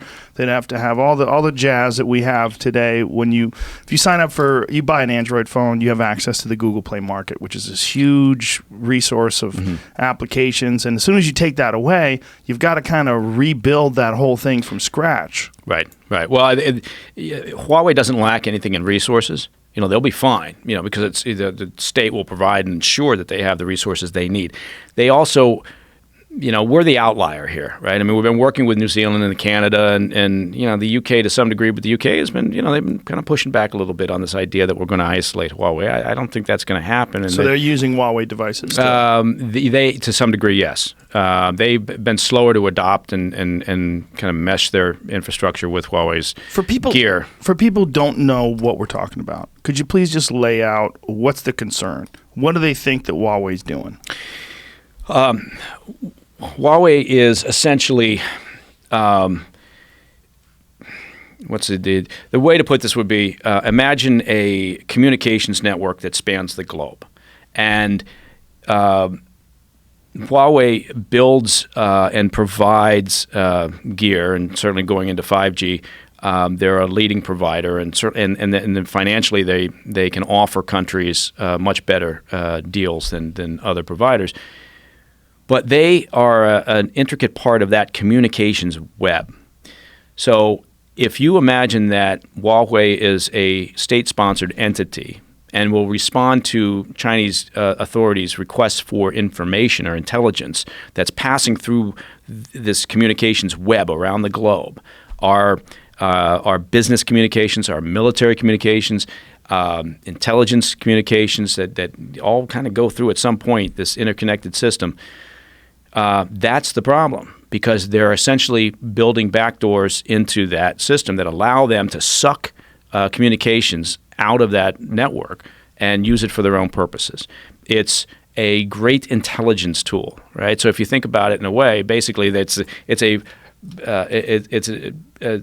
an advancement on the idea that you are wiretapping somebody, or you've created ability to intercept some communications, right? They link themselves with the EU. Well, what happens? We've got military communications, right, with the EU. Our military talks to the EU military, and we've got NATO concerns and everything. So if there's an element in that infrastructure that touches in and has a door that opens to some Huawei gear, right? Then the danger here is, and they've had backdoors discovered in the past, and then Huawei puts their hands up and go, oh, well, we didn't know that was there. We'll correct it, and then it turns out they don't correct it, and then oh, sorry about that. They honestly don't give a shit. When I say how aggressive they are in terms of sucking up information, I can't overstate it, right? And so that's why it's a problem for us, is because if we convince Australia and the Five Eyes nations, New Zealand and others not to work with Huawei, and then say Canada, which is willing to do a deal, well, we've got seamless communications infrastructure with Canada. So all of a sudden, the fact that they're doing business with Huawei, but we're not, we're still at risk. We're still in jeopardy, because that information is still flowing to some degree where it's accessible to Huawei and their ability to get at. So again, I know people listen to that and they go, why is that of any concern? Well, it's a concern because it used to be in the old days it was it was us and the Russians, Soviet Union. Russia's, they got the GDP of a small EU nation. China is on the march. They view themselves in a certain fashion. That's why they're pushing out in the South China Sea. They've been building up their military. They've been doing deals all over the world for rare earth minerals to labor deals, access to naval ports. It doesn't matter what it is. They've been busy doing that because they view themselves at the top of the food chain. Now, I guess we could say, well, okay, fine. Maybe it's their turn or something. But that's not how I view the world, right? I mean, we can either be on top or we can, be sucking wind. And so it goes back to that one of those early questions you asked is how much do we spend on defense? How much do we spend on intel? How much do we spend on whatever it may be? And I think the answer is that's where intelligence comes in. You have to know what the hostile nation is doing. You have to know what the competitor is doing. It's like in business. And then you have to spend enough to stay ahead of that. right? Even if it's a small amount, you got to stay ahead. You got and it behooves us not to fall behind. That's never a good thing. I know we don't always do things right, but as a nation, the world is much better off with us sort of at the, and this is going to sound wrong to a lot of people. They're going to think, oh my God, that's terrible. But with us at the top, we're more altruistic. Maybe that is, I don't know if that's the word or not, but I think it's a good word. Yeah. So anyway, that's my view. A lot of people say bullshit, but hey, everyone's got different experiences. Well, is there a way to detect, like when they release, say if they release a Huawei phone, and which is it's really interesting that just a few years ago, Huawei was not even a major player by any stretch of the imagination. Now it's the number 2 cell phone provider in the world, past Apple, which is incredible when you consider the fact that they barely have a foothold in the American market. Very few people buy their phones, and right. If they do buy their phones, they buy unlocked phones from overseas. Yeah, it's really kind of crazy. But is there a way where they could detect whether or not there is a backdoor in these phones? I mean, or is it something where they could develop it to the point where you really would have no idea? No, we stay pretty well. Yeah, it's a good question, but I would say that as long as we continue what we're doing in terms of counterintelligence and tech advances and efforts in cyberspace and elsewhere, and certainly in communications hardware, to stay ahead of potential hostile activity, I think we're okay. We're good at detecting problems. We're good at identifying weaknesses in these systems. The problem is, again, it's a global community. We can't isolate ourselves in terms of communications infrastructure. It just doesn't work. So if it's like a chain and a weak link. Yeah, see, I gave that analogy. That's pretty good. Yeah, thank you. I made that up. You are the weakest link. You are, exactly.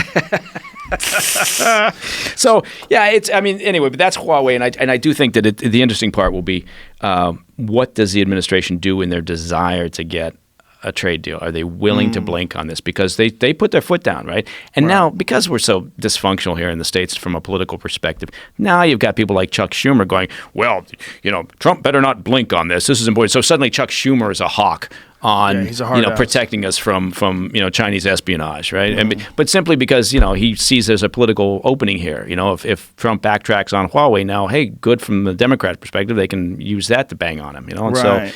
It all comes down to politics, But this is something that people didn't even understand was an issue, like nationally. This is something that no one was even aware of until a few months ago. And when I started reading about it, one of the first things that I was reading about was, I'm kind of a technology nerd, and so I was fascinated by some of their newest phones, which were really far advanced to what you're getting offered in the United States. Yeah, and a lot of that ability to create in record time comes from theft of intellectual property. Yeah, and that's how they, over the years, again, that was a collective decision by the authorities there that this is how we're going to advance, right? They looked and they make a calculation that says we can't afford to wait decades while we do our own research and development. Let's just take it. And Huawei is not the only Chinese phone manufacturer. No. There's quite a few different ones over there, but they're the only one that seems to be banned.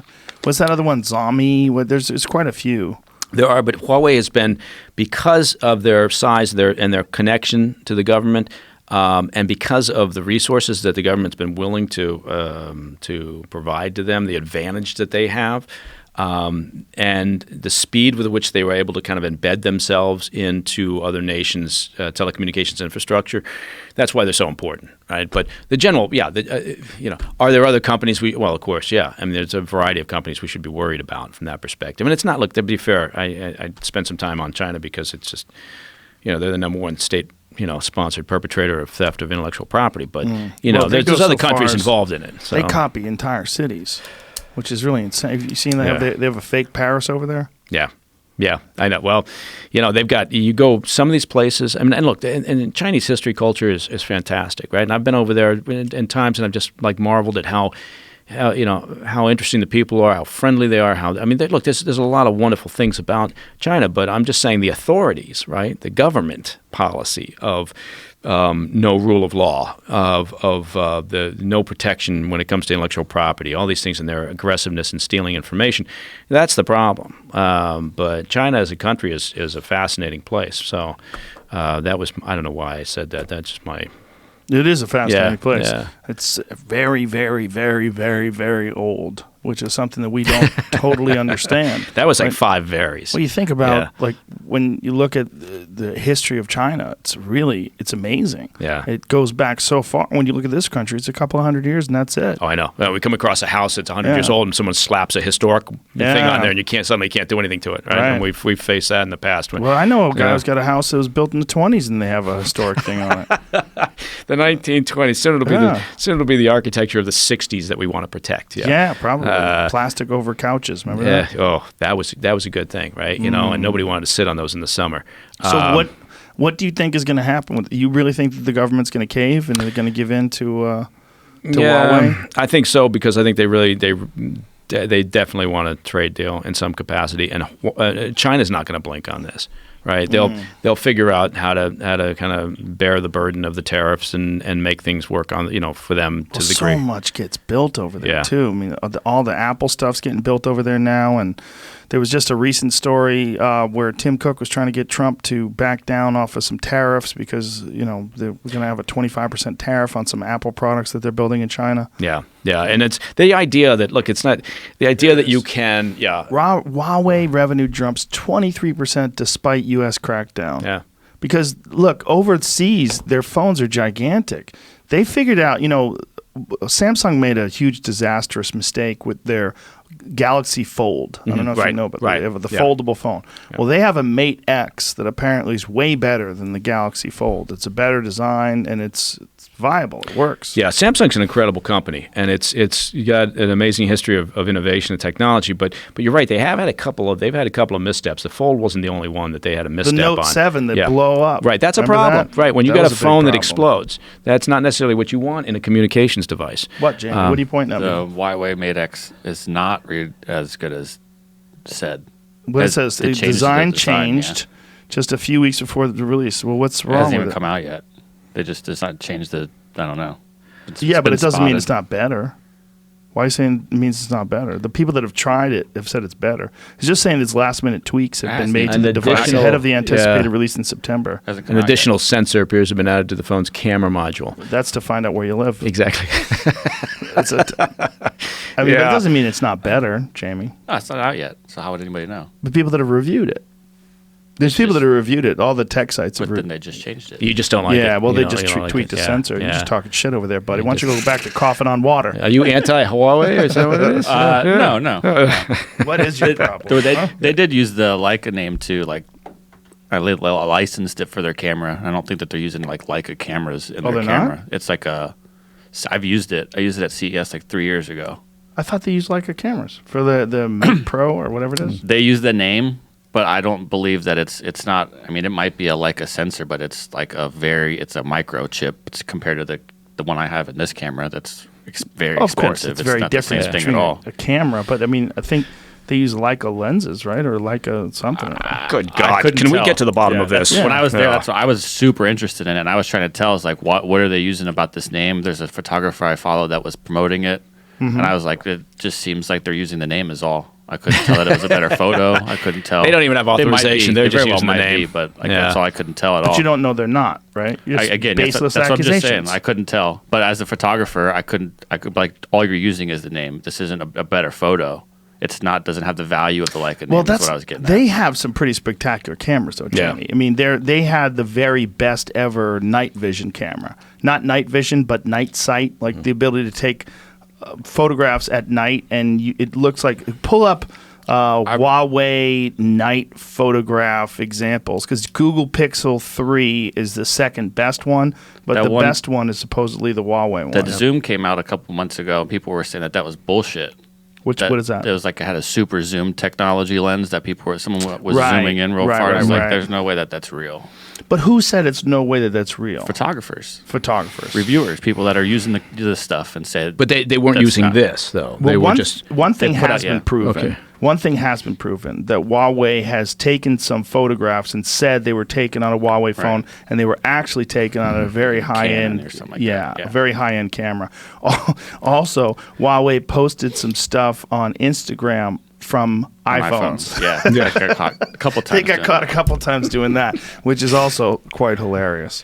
But yeah, it's a sneaky business, and if that's how they're going to do it, they're going to get in through the back door and get information through phones and modems And it may not be, it may not be something that they worry about now in terms of access. I mean, people say, well, why do they want the access now? They just want to know that they can. I mean, imagine a conflict in the future where they have that ability, right? Either to real-time monitor communications through this network that they've been able to build trapdoors into, or to impact the flow of communication more aggressively, more proactively to do things. It's like mapping out our infrastructure, right? The testing, the probing that goes on of our electrical grid, as an example. I mean, that's just planning for the future. In the event that something bad's going to happen, if there's going to be a conflict, they want to know, as do we. I mean, again, to your point that hopefully we're doing the same stuff, so yeah. It's something else interesting when you're talking about China, though, is and you think about, okay, what should we be watching? And we touched on Russia a little bit. Is the possible alliance between Russia and China, and it's an interesting dynamic. Traditionally, Russia, China haven't been together. There've always been some areas of concern, distrust, but there are signs, there are things happening that appear as if China and Russia have made a strategic decision to align themselves closer. And that would be because they've made that determination that somehow it's in their best interests. And not necessarily that it's going to be that way for any long period of time, but right now in the current environment, you see Russia acting as if what they want is a stronger alliance, military alliance and political alliance, economic alliance with China.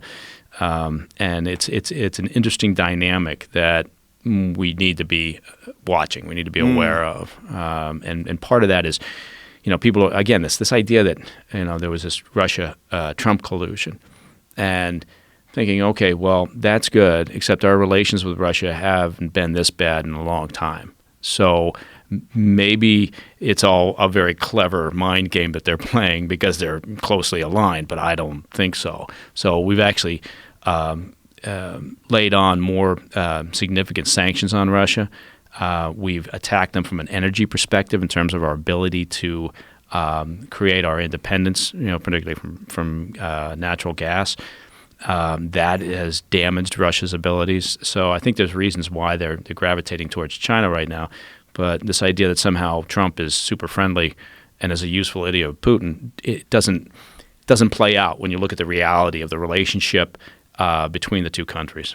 That whole Russian collusion thing is a very confusing narrative because on one hand you have the Democrats who are saying without doubt there's Russian collusion, and then the other side you have the Republicans that say the Mueller report essentially exonerated Trump from being a part of any sort of Russian collusion. I don't think either one is totally accurate. I think there's a lot of weird gray in both narratives. I think that the Democrat narrative is easier to understand. It just makes sense from their perspective. Right. Why wouldn't That's how he won. Yeah. Why wouldn't we push that? To this day, they're just still amazed that they lost, and so there must be some grander reason why. Because we clearly we couldn't lose to this guy. Right. And so, and it was also a talking point. Much like let's hit everybody with the racist hammer. It's a talking point, Right. and it's worked for them over at least the first couple of years. On the Republican side, look, the Russians knew what they were doing, right? They were fucking with the election on several different levels, right? It wasn't just trolling through the internet. It wasn't, just placing stories that they could. It wasn't just trying to foment, divisiveness and discontent. It was also doing these little dangle things, where they're looking to see what are they going to bite? What are they going to do? You think about that Christopher Steele dossier. That was a piece of shit. I mean, if we saw that in the commercial side of things, I've got a business in global intelligence and research and security. That thing was just there was nothing. It was shot full of holes, right? And so you think, well, somebody should have asked, tell me about your sources. Why are your sources talking? What was, you've got to, anytime you've got a piece of intelligence, right, you've got to do a few basic things. Where'd it come from? Can you explain to people what the Steele dossier was all about? Yeah, it was basically just, look, they were going after opposition research, political opposition research, right? Mm-hmm. So Christopher Steele, who was a paid hired consultant, used to be with British intelligence, not a James Bond type, but a decent enough, by all accounts, a decent enough guy. But he entered the world of private sector information gathering, right? And I've got a company that's what we do all around the world, and you can't relax your standards just because you're now in the commercial sector, right? When you get a piece of information, you need to test that piece of information. And one of the first things you need to do is understand what's the sourcing for it, and why did they have access? How credible are they? What's their track record? And why, by the way, are they providing this information? And how did it eventually, make its way to this report? And those are the sort of simple things that whether you're a corporation that's gathering intelligence about a market that you may enter with an investment, or whether you're still in the business and you're an intel officer and you're talking to a source that works in some foreign ministry somewhere, you got to be able to stress test the intelligence, and shit wasn't done. People liked what they saw. They saw negative information about the candidate, and just run with that shit, right? And the more times it's like the old WMD reporting that came out of the early days in Iraq. The more you repeat it, even if it's one source and that source is a piece of shit, the more you repeat it, people are going to buy it, right? So Russian collusion. You just keep repeating that, and it's going to happen. At some point, it'll happen. But anyway, so... But it seems like Russia definitely likes to disrupt our democracy. Absolutely. And what's the benefit of that? Part of it is, in the old days, it was sort of a struggle for supremacy in the world, right? I mean, that's kind of at its core, that's what it was, right? And their ability to chip away in faith in democratic institutions was at the core of a lot of the crap that they pulled. And it still is. I mean, so that's all when you're talking about a propaganda effort like the screwing with the last election, what's their goal? Well, their goal isn't necessarily that's where they do they care whether one candidate or another wins? Well, maybe they do, right? But you'd be hard pressed to argue that they were working against Hillary Clinton, who had said we want to have a reset and have a new relationship with Russia and work with them. I mean, maybe they looked at Trump and thought, yeah, that's the guy we want to work with. But over that, the more important issue was in just chipping away at Americans' belief in democratic institutions. Get us all so that we question the credibility of a democracy. And that's been the fundamental belief for propaganda efforts within the old KGB and now the FSU, and so it's as simple as that in a way, and it worked. I mean, look at this. We've spent years now just bitching at each other and yelling and screaming and complaining, and we bought into it because we all, like we talked about before, we all, we're easily duped. And I don't know how you get around that. I don't know how we walk that back. Maybe we don't, but I think it's an informed public that helps to battle this. But we lost sight of what was important here. And so I think the public it's their responsibility. You like this, you like where you live, then you got to make an effort to try to keep it, right? And part of that is being an informed public and understanding what hostile elements may be out there, without being paranoid, but just understand why they're doing things in the way that the world operates. And you'll always have that group of people that don't buy into any of that bullshit and think it's all just we should all be holding hands. Yeah. that's a fun one. That's a fun narrative. It's a good narrative. It's a happy narrative. Yeah. Right. When you've talked to people that have seen terrible things that take place all around the world, that narrative is hard to swallow. Like when you read about these gang members that are coming in and growing pot and fucking shooting at people, and they've got these high-level task force just to deal with these cartel members that are growing weed. Right. I mean, this is right, and that's just one part of what they're doing, right? That's just human trafficking and everything else that they get involved in, extortion, fentanyl, which is probably the scariest thing. Yeah, and that's it, and that's what you have to worry about if you push them out of the market because you legalize everything, which I'd assume that's kind of the direction we're going. then do they fill that gap again from a revenue perspective with fentanyl or something else, whatever the next choice is? How do you stop the infiltration? How do you stop the gang members from coming in here? I mean, how do you do that other than eliminating them, other than having some sort of a tactical there operation? Well, that seems like the only operation that would make any sense in my mind. Yeah. Well, it's like jihadism. You can't kill your way out of it, right? Doesn't mean you shouldn't make a good faith effort, but it's for the drug control, for the narcotics, counter narcotics.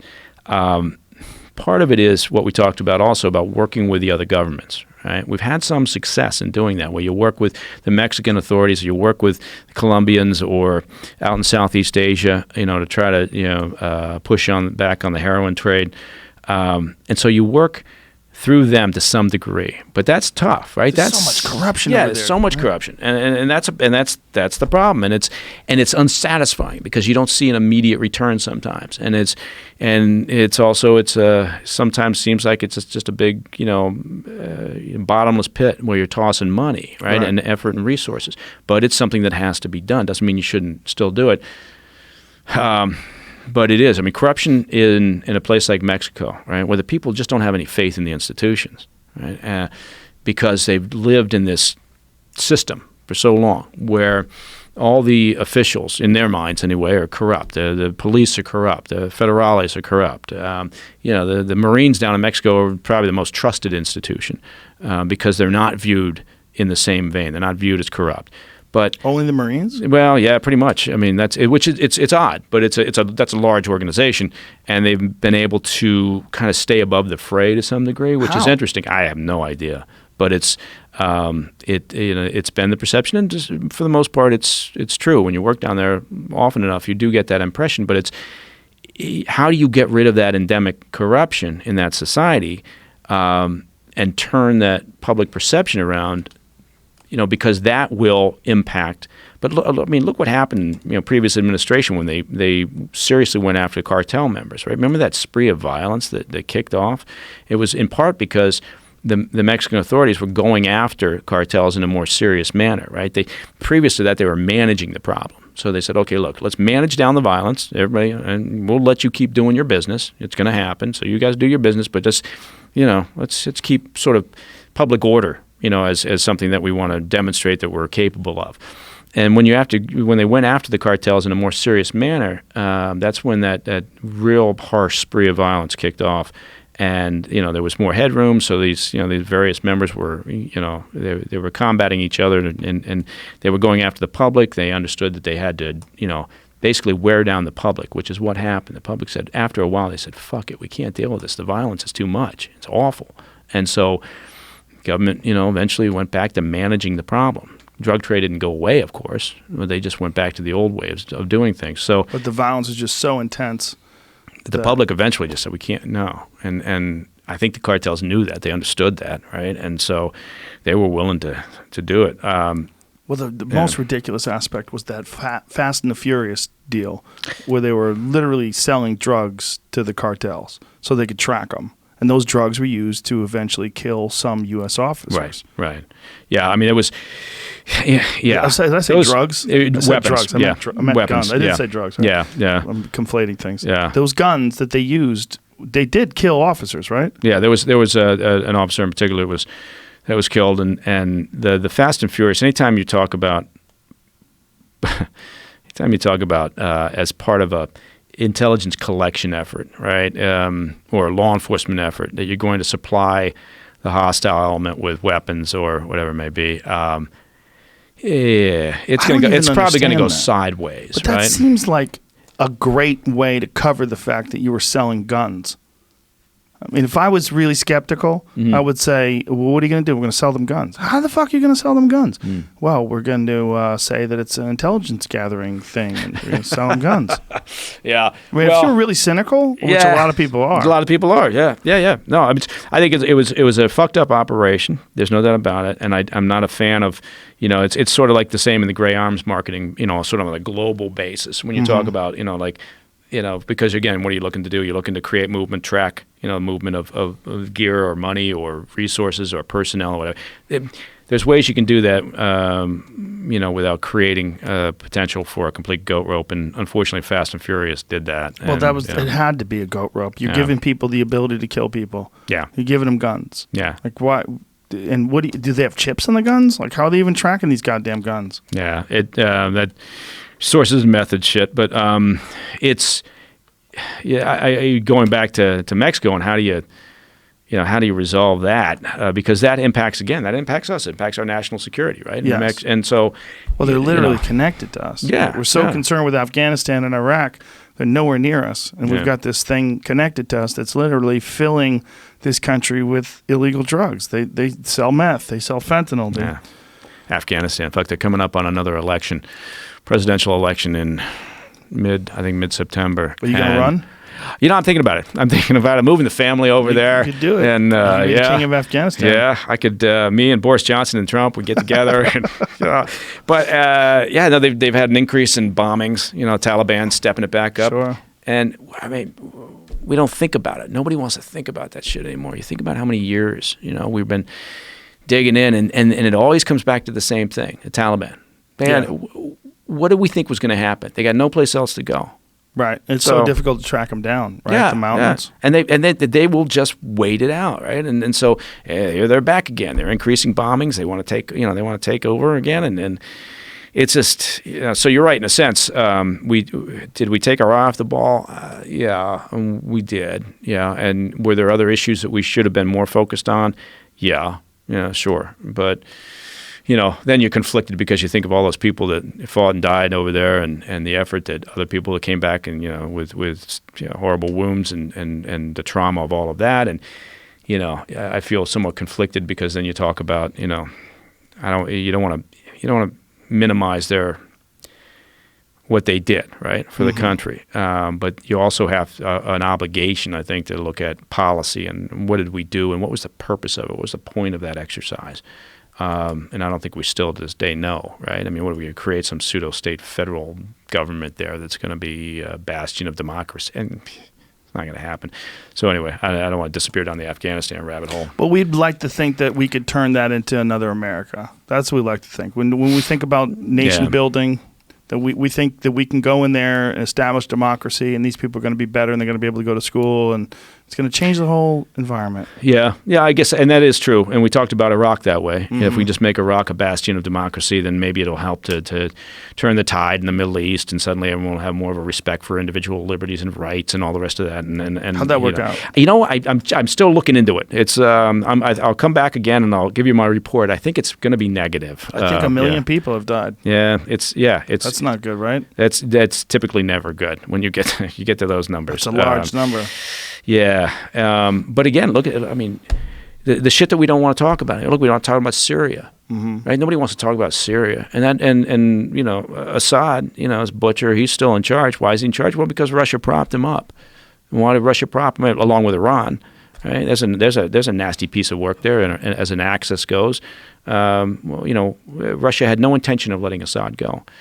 We should have been able to figure that one out, right? But we didn't, and in part because we have these impulses that say, well, we're going to do better, and because we're going to create this ability for people to, create their own democracy. So, So anyway, Syria is again one of those places that nobody really wants to discuss or talk about. We've got attention deficit disorder. Nobody talks about North Korea anymore. Remember, we're all going to get blown up by Kim Jong-un. Yeah. Let's move on. There's pictures of Trump shaking his hand, so we're buddies now. We're good. We're homies. Yeah, we're all good. We're all good. Yeah, I mean, the last article I read about North Korea was about how did Kim Jong-un get his Mercedes, since there's some sort of a boycott or a embargo. Yeah. Well, and that's that's another part of it is although we've been more successful. I will say this: we've been more successful than in the past, and part of that is a technology issue. We've gotten better at imposing and enforcing sanctions than we used to be, and part of that is because our abilities to understand the movement of money, tracking transactions, is better than it used to be. So the sanctions, as an example, we put on Iran. This is the most difficult time that this regime has faced in Iran since the fall of the Shah, And it's because we've gotten better at looking at Russia, China in particular, that have traditionally always kind of circumvented the sanctions. We're better at enforcing that. And we're better at working with the EU and pressuring them, right? I mean, so that's a good thing, but I don't know where that's going. I mean, Iran is kind of flailing about a little bit. They seized a tanker, a British tanker. They actually seized a couple, but they're holding on to one in response to they were trying to ship a bunch of oil over to Syria, right, against sanctions that exist, right? So they had a tanker that was taking 2 million barrels or whatever of oil over to Syria, and the British in the territorial waters of Gibraltar intercepted that ship. That was the beginning of July. And in response, the Iranians have done a number of things, right? But the most recent thing that they've done was they seized a British flag tanker, and they're still holding the crew. And that's sort of an example of I don't want to say they're desperate, right? Because they've got an ability, I think, to withstand, and their control over the population is so strong. But it's an example, I think, to some degree of them flailing a bit and trying to figure out what are they going to do? What's their next move? And I know people say, well, we shouldn't have gotten out of the deal, and we shouldn't have this issue anyway because it's Trump's fault for getting out of the deal. But they. Again, I don't have a lot of confidence in them sticking to the terms and agreements of any deal because they've never done it in the past. There's always been effort, and they've always broken the agreements. So I don't know why suddenly they would change their tune. If we can keep the sanctions on hard enough and force them to the table, the only thing they care about is staying in power. If they think they're going to lose that grip on power, they'll come to the table and they'll make a better deal, and that deal would include us being able to access their military facilities and for inspections. Right? We had no access to any other military sites in that country because, we didn't make it a condition of the deal, right? So we basically said, sure, we want verification that you're following the agreements. And they said, well, fuck you. These are the places that we agree to let you look at. That was I don't want to oversimplify, but that was the terms of the deal.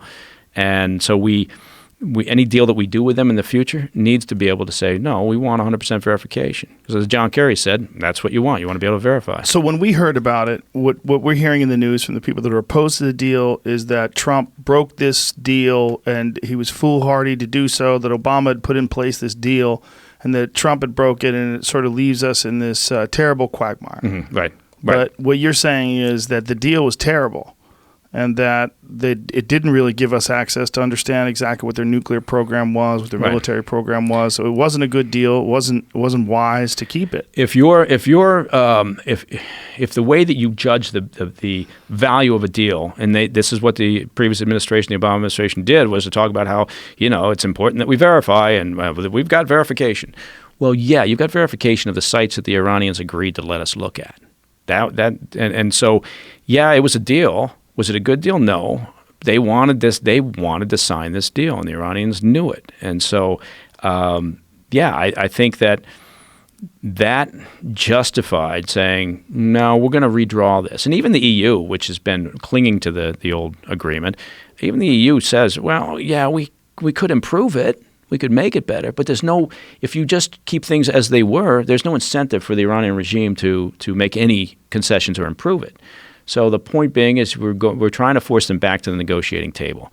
And again, given that their self-interest is to stay in power and remain in charge, then, if with the economy and the condition that it's in currently, if it gets much worse and they feel as if they're losing a grip on the population, then I suspect they will come. They're not going to lash out. Iran doesn't want nobody wants a military conflict. We don't want it. They don't want it. Yada, yada.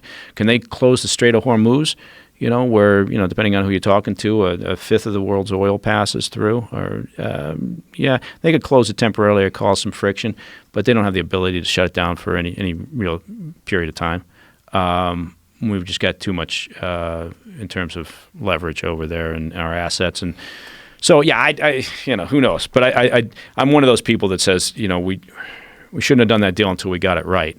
And just saying that we got a deal for the sake of it, because you had partial verification, doesn't give you anything. We've had partial verification of their programs for decades, and they just keep advancing their program. So do you think this criticism of backing out of the deal that you're hearing from Democrats is basically just a criticism of Trump, just Sure. an opportunity to... Yeah, everything's a criticism. I think everything is a criticism of Trump. Is that a problem because Trump is such a polemic figure, because so many people just hate him, that Yeah. any opportunity to have some sort of political talking point against him sort of confuses what the actual issue is itself?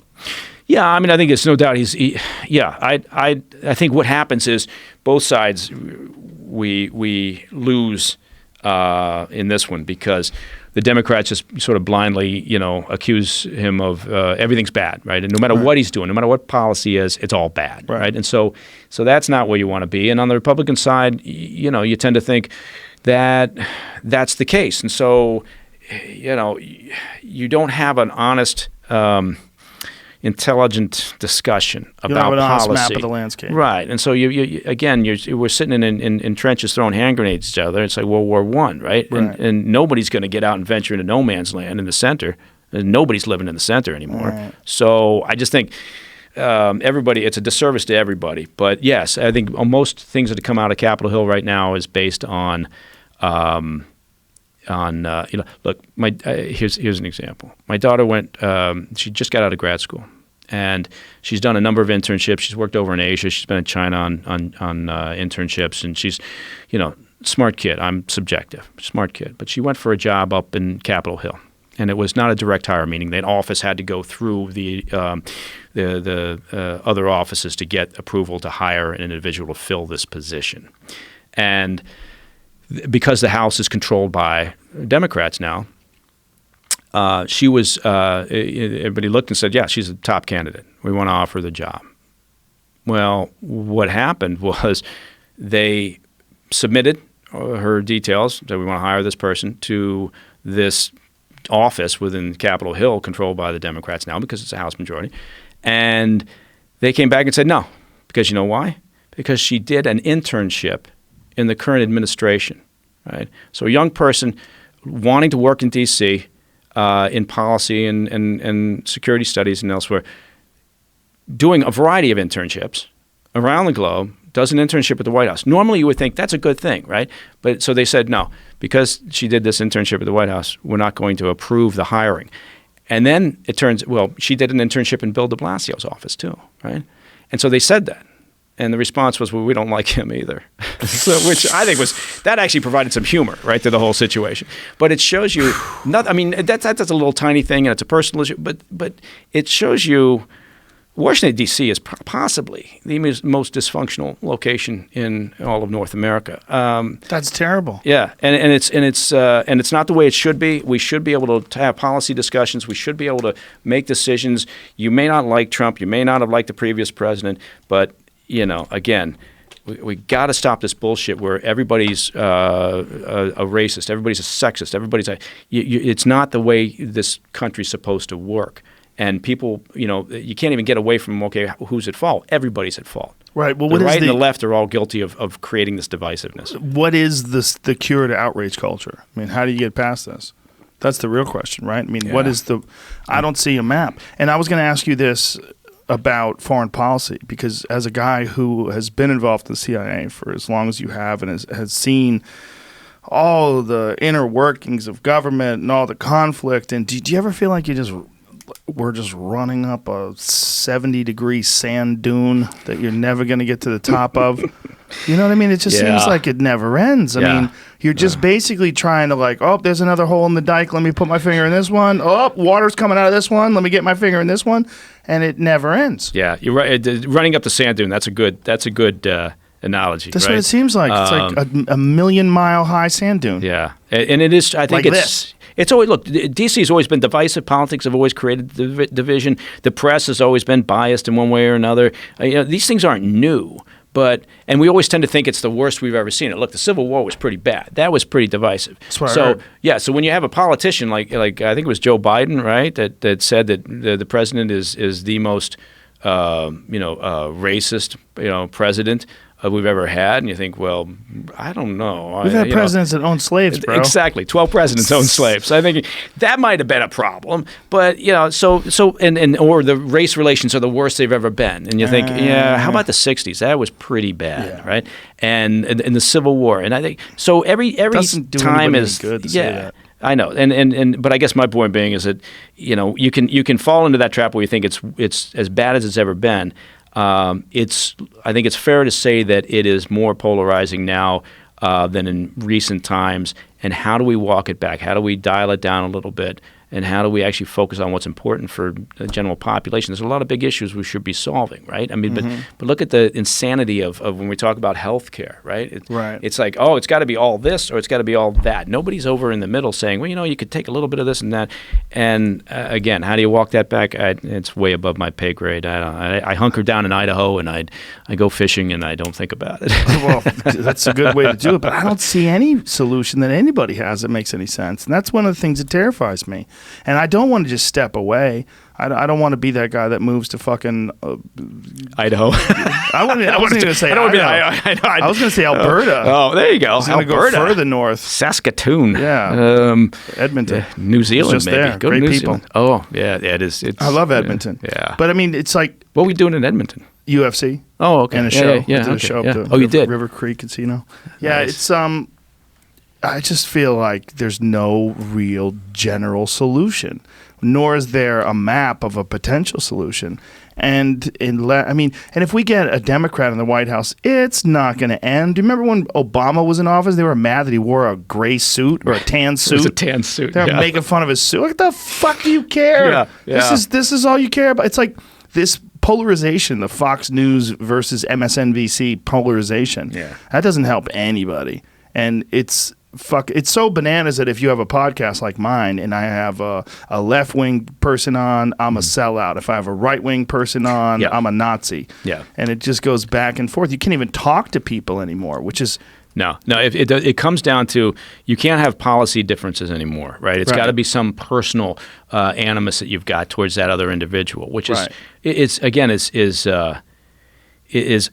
You can have policy differences with people, and that doesn't make you a bad person. It doesn't make you are there racists out there? Of course there are freaking racists out there, right? But we've lost the meaning of the term when you just start hurling that around at anybody you disagree with, right? Or when people say, well, if you like Trump, you're a racist, right? Well, congratulations. You're probably driving those people to definitely vote for him in 2020. Right? That is absolutely fact. So. That's one thing that I completely agree with you on, that I think that this idea that everybody who supports Trump is racist. It makes those people so angry that they just want to go, okay, you're obviously nuts. I can't be on your side. You people are crazy. You want to open up the borders and you want to take all the money from everybody that's a hardworking American and give it to all the poor people and fuck you. And it's like the arguments just get so confused.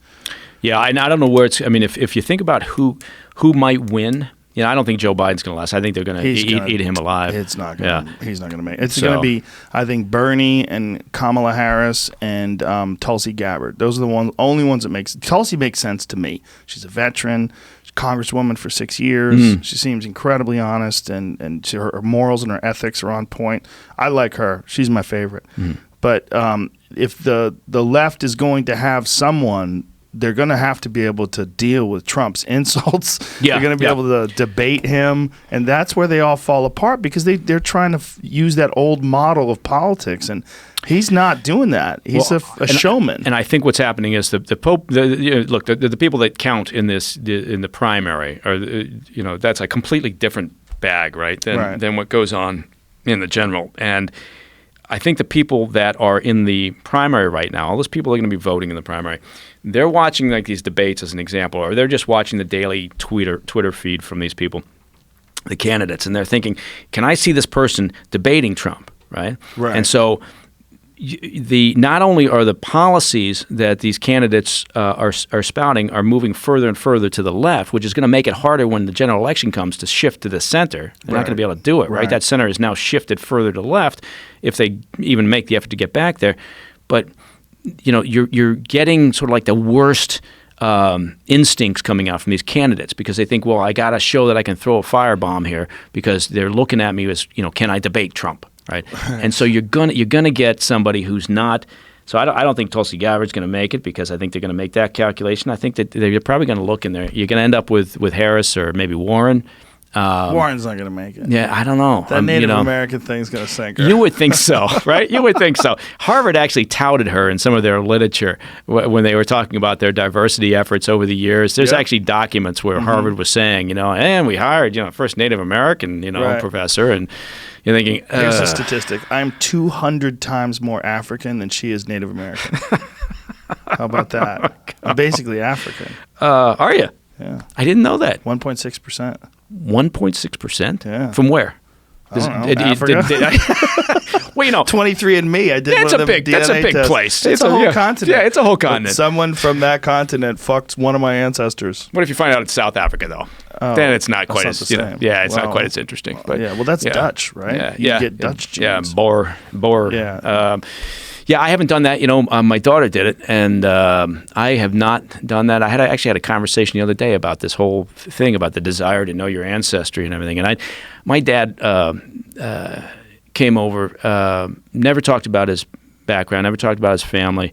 He's a CIA dad. Yeah, but there He you knows go. how to keep his mouth shut. But and so he never demonstrated that interest, right? And so therefore, I don't think I've never just been that focused on it. Everything was in there that I knew was in there. Mostly Italian, a little bit of Irish, but some weird shit like 1% Asian. I thought that was odd too. Any Scottish? No. There's always a lot of Scottish floating around out there. Yeah, they like to fuck. Yeah. Braveheart. Yeah. Wear kilts. That's right. They get out. People They get out after and it. about. I don't know. I don't know where it's all going, but I do think that Warren could be viewed. I don't like her Trump will crush necessarily, her. but I think that I think the base looks at her and thinks, yeah, she could be a firebrand. But She how could do they this. after that whole Native American thing? She built her career on a lie. They don't care. But that base America doesn't care. does care, Yeah, though. That's yeah. the problem. America Yeah. cares. You can't look past that. The same way you couldn't look past Hillary being a liar. Yeah. Hillary tried to say that her name came from Edmund Hillary, the guy who climbed Mount Yeah, Everest. I know. Meanwhile, he climbed Mount Everest 3 years after she was born. But you know what? He was still quite the character before. Yes. So, Well, that's they were still true. throwing that name around. That's maybe. Yeah. But more than 3 years. I yeah, think, yeah. after she was born. Might have been 7 years. Yeah, but you think it won't be? I don't think it'll be Bernie. I don't think Why not? Well, come on. Democratic socialism. Well, I tell you, someone should go up to Vermont and look around Vermont and see what kind of job Bernie's done in Vermont. Well, how about Pete Buttigieg? They fucking hate him in his own city. Buttigieg. Mayor Pete, they're pissed at him in South Bend. They He wanna could form a kick his ticket ass. with de Blasio. That'd be a powerful work? mayoral ticket right there. There's no one person that stands out. There's no one person that stands out as someone who's gonna win. Everyone is Right. like, ooh, could this person make it? Could that person make it? And then there's people that want to challenge Trump, which is hilarious. Well, I think It's we're Republicans. going to lose a lot of these folks after this next round of debates, which I guess tonight and tomorrow night. Is it? I think it's not an A and a B card, but there's two nights of debates because there's so many of them. There's bouts. There's bouts. Did you see the Pacquiao fight? Yes. Yeah. Yeah. I was Fucking great, man. I He got to still tell got you, it. I 40 was years old, drops Thurman in the first round. I know. Thurman's a beast too, man. That's crazy. That was a great moment, and then it was an interesting fight, and I thought. I wasn't quite sure at the end where it was going to go, but I've watched Pacquiao over the years, and it's kind of that typical, you get older and you kind of rooting for the old guy, right? He's Come on. incredible. Yeah. At 40 years old, he is the oldest man to ever capture the welterweight title. Yeah. And particularly when you consider those lighter weight classes. Like Foreman won the heavyweight title at 46, which was crazy. Yeah. But Pacquiao winning the welterweight title at 40 is fucking bananas. Working their ass off. I mean, Yeah. it was a good fight. I really enjoyed that. That was the first time I really watched a fight that I really enjoyed, right, beginning to end. And I was with some folks who were not for Pacquiao, and I kept looking at them thinking, how do you not like? He's the old guy. He's been doing this forever. He's a senator. Yeah. Think about that. That's He was crazy. going back to work on the budget issues in the Philippines after the fight. That's crazy. Yeah. I think he made $10 million on that. I think. Yeah. Yeah, he did. Yeah. Good for him. Yeah. Good for Keith Thurman, too. He made 2.5. Did he? Got some cheddar now, Keith. Holla at your boy. I love it. Mayweather was in the audience. Yeah. Yeah. Well, that That's would be interesting. fantastic if they. I mean, now's the time to do it if Mayweather really wants to do it. But Mayweather might have watched that fight and go, yeah, because the first time they fought, Pacquiao had a blown out shoulder, and then a lot of people were angry. There was actually even talk of a class action lawsuit against Pacquiao after the fight because people had bet on him, and he knew his shoulder was fucked up. He'd heard it in training, and I think he got a cortisone shot and said, "I'm just going to try to fight on." And then he wound up getting shoulder surgery.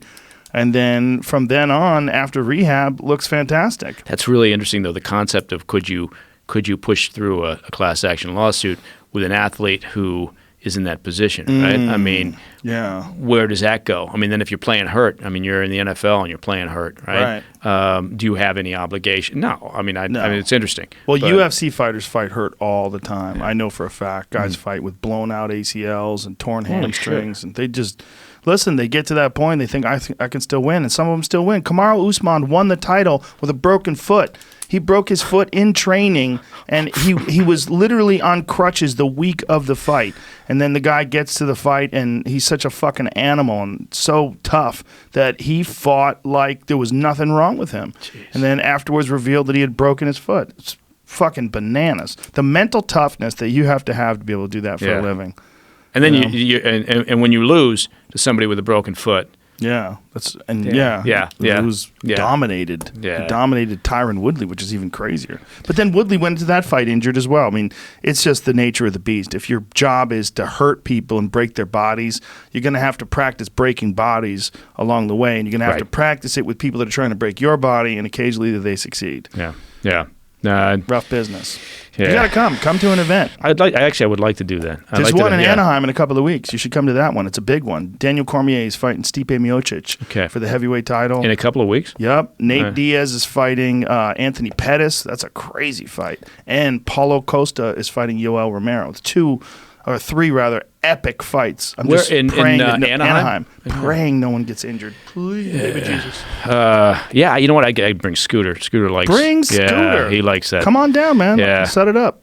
You know what? I'll follow up on that. I will do that. All right, and tell me when your show comes out so I could let the people know. Maybe you can come back on again whenever it actually. If you wouldn't mind, once they give me the go ahead, because apparently I'm prescribed from talking about it. But when they give me the go ahead, you won't be able to get it to shut up. All right, just keep talking. Thank you, Joe. We'll do that. Thank you, sir. Thank you, man. Good times. All right, bye, everybody.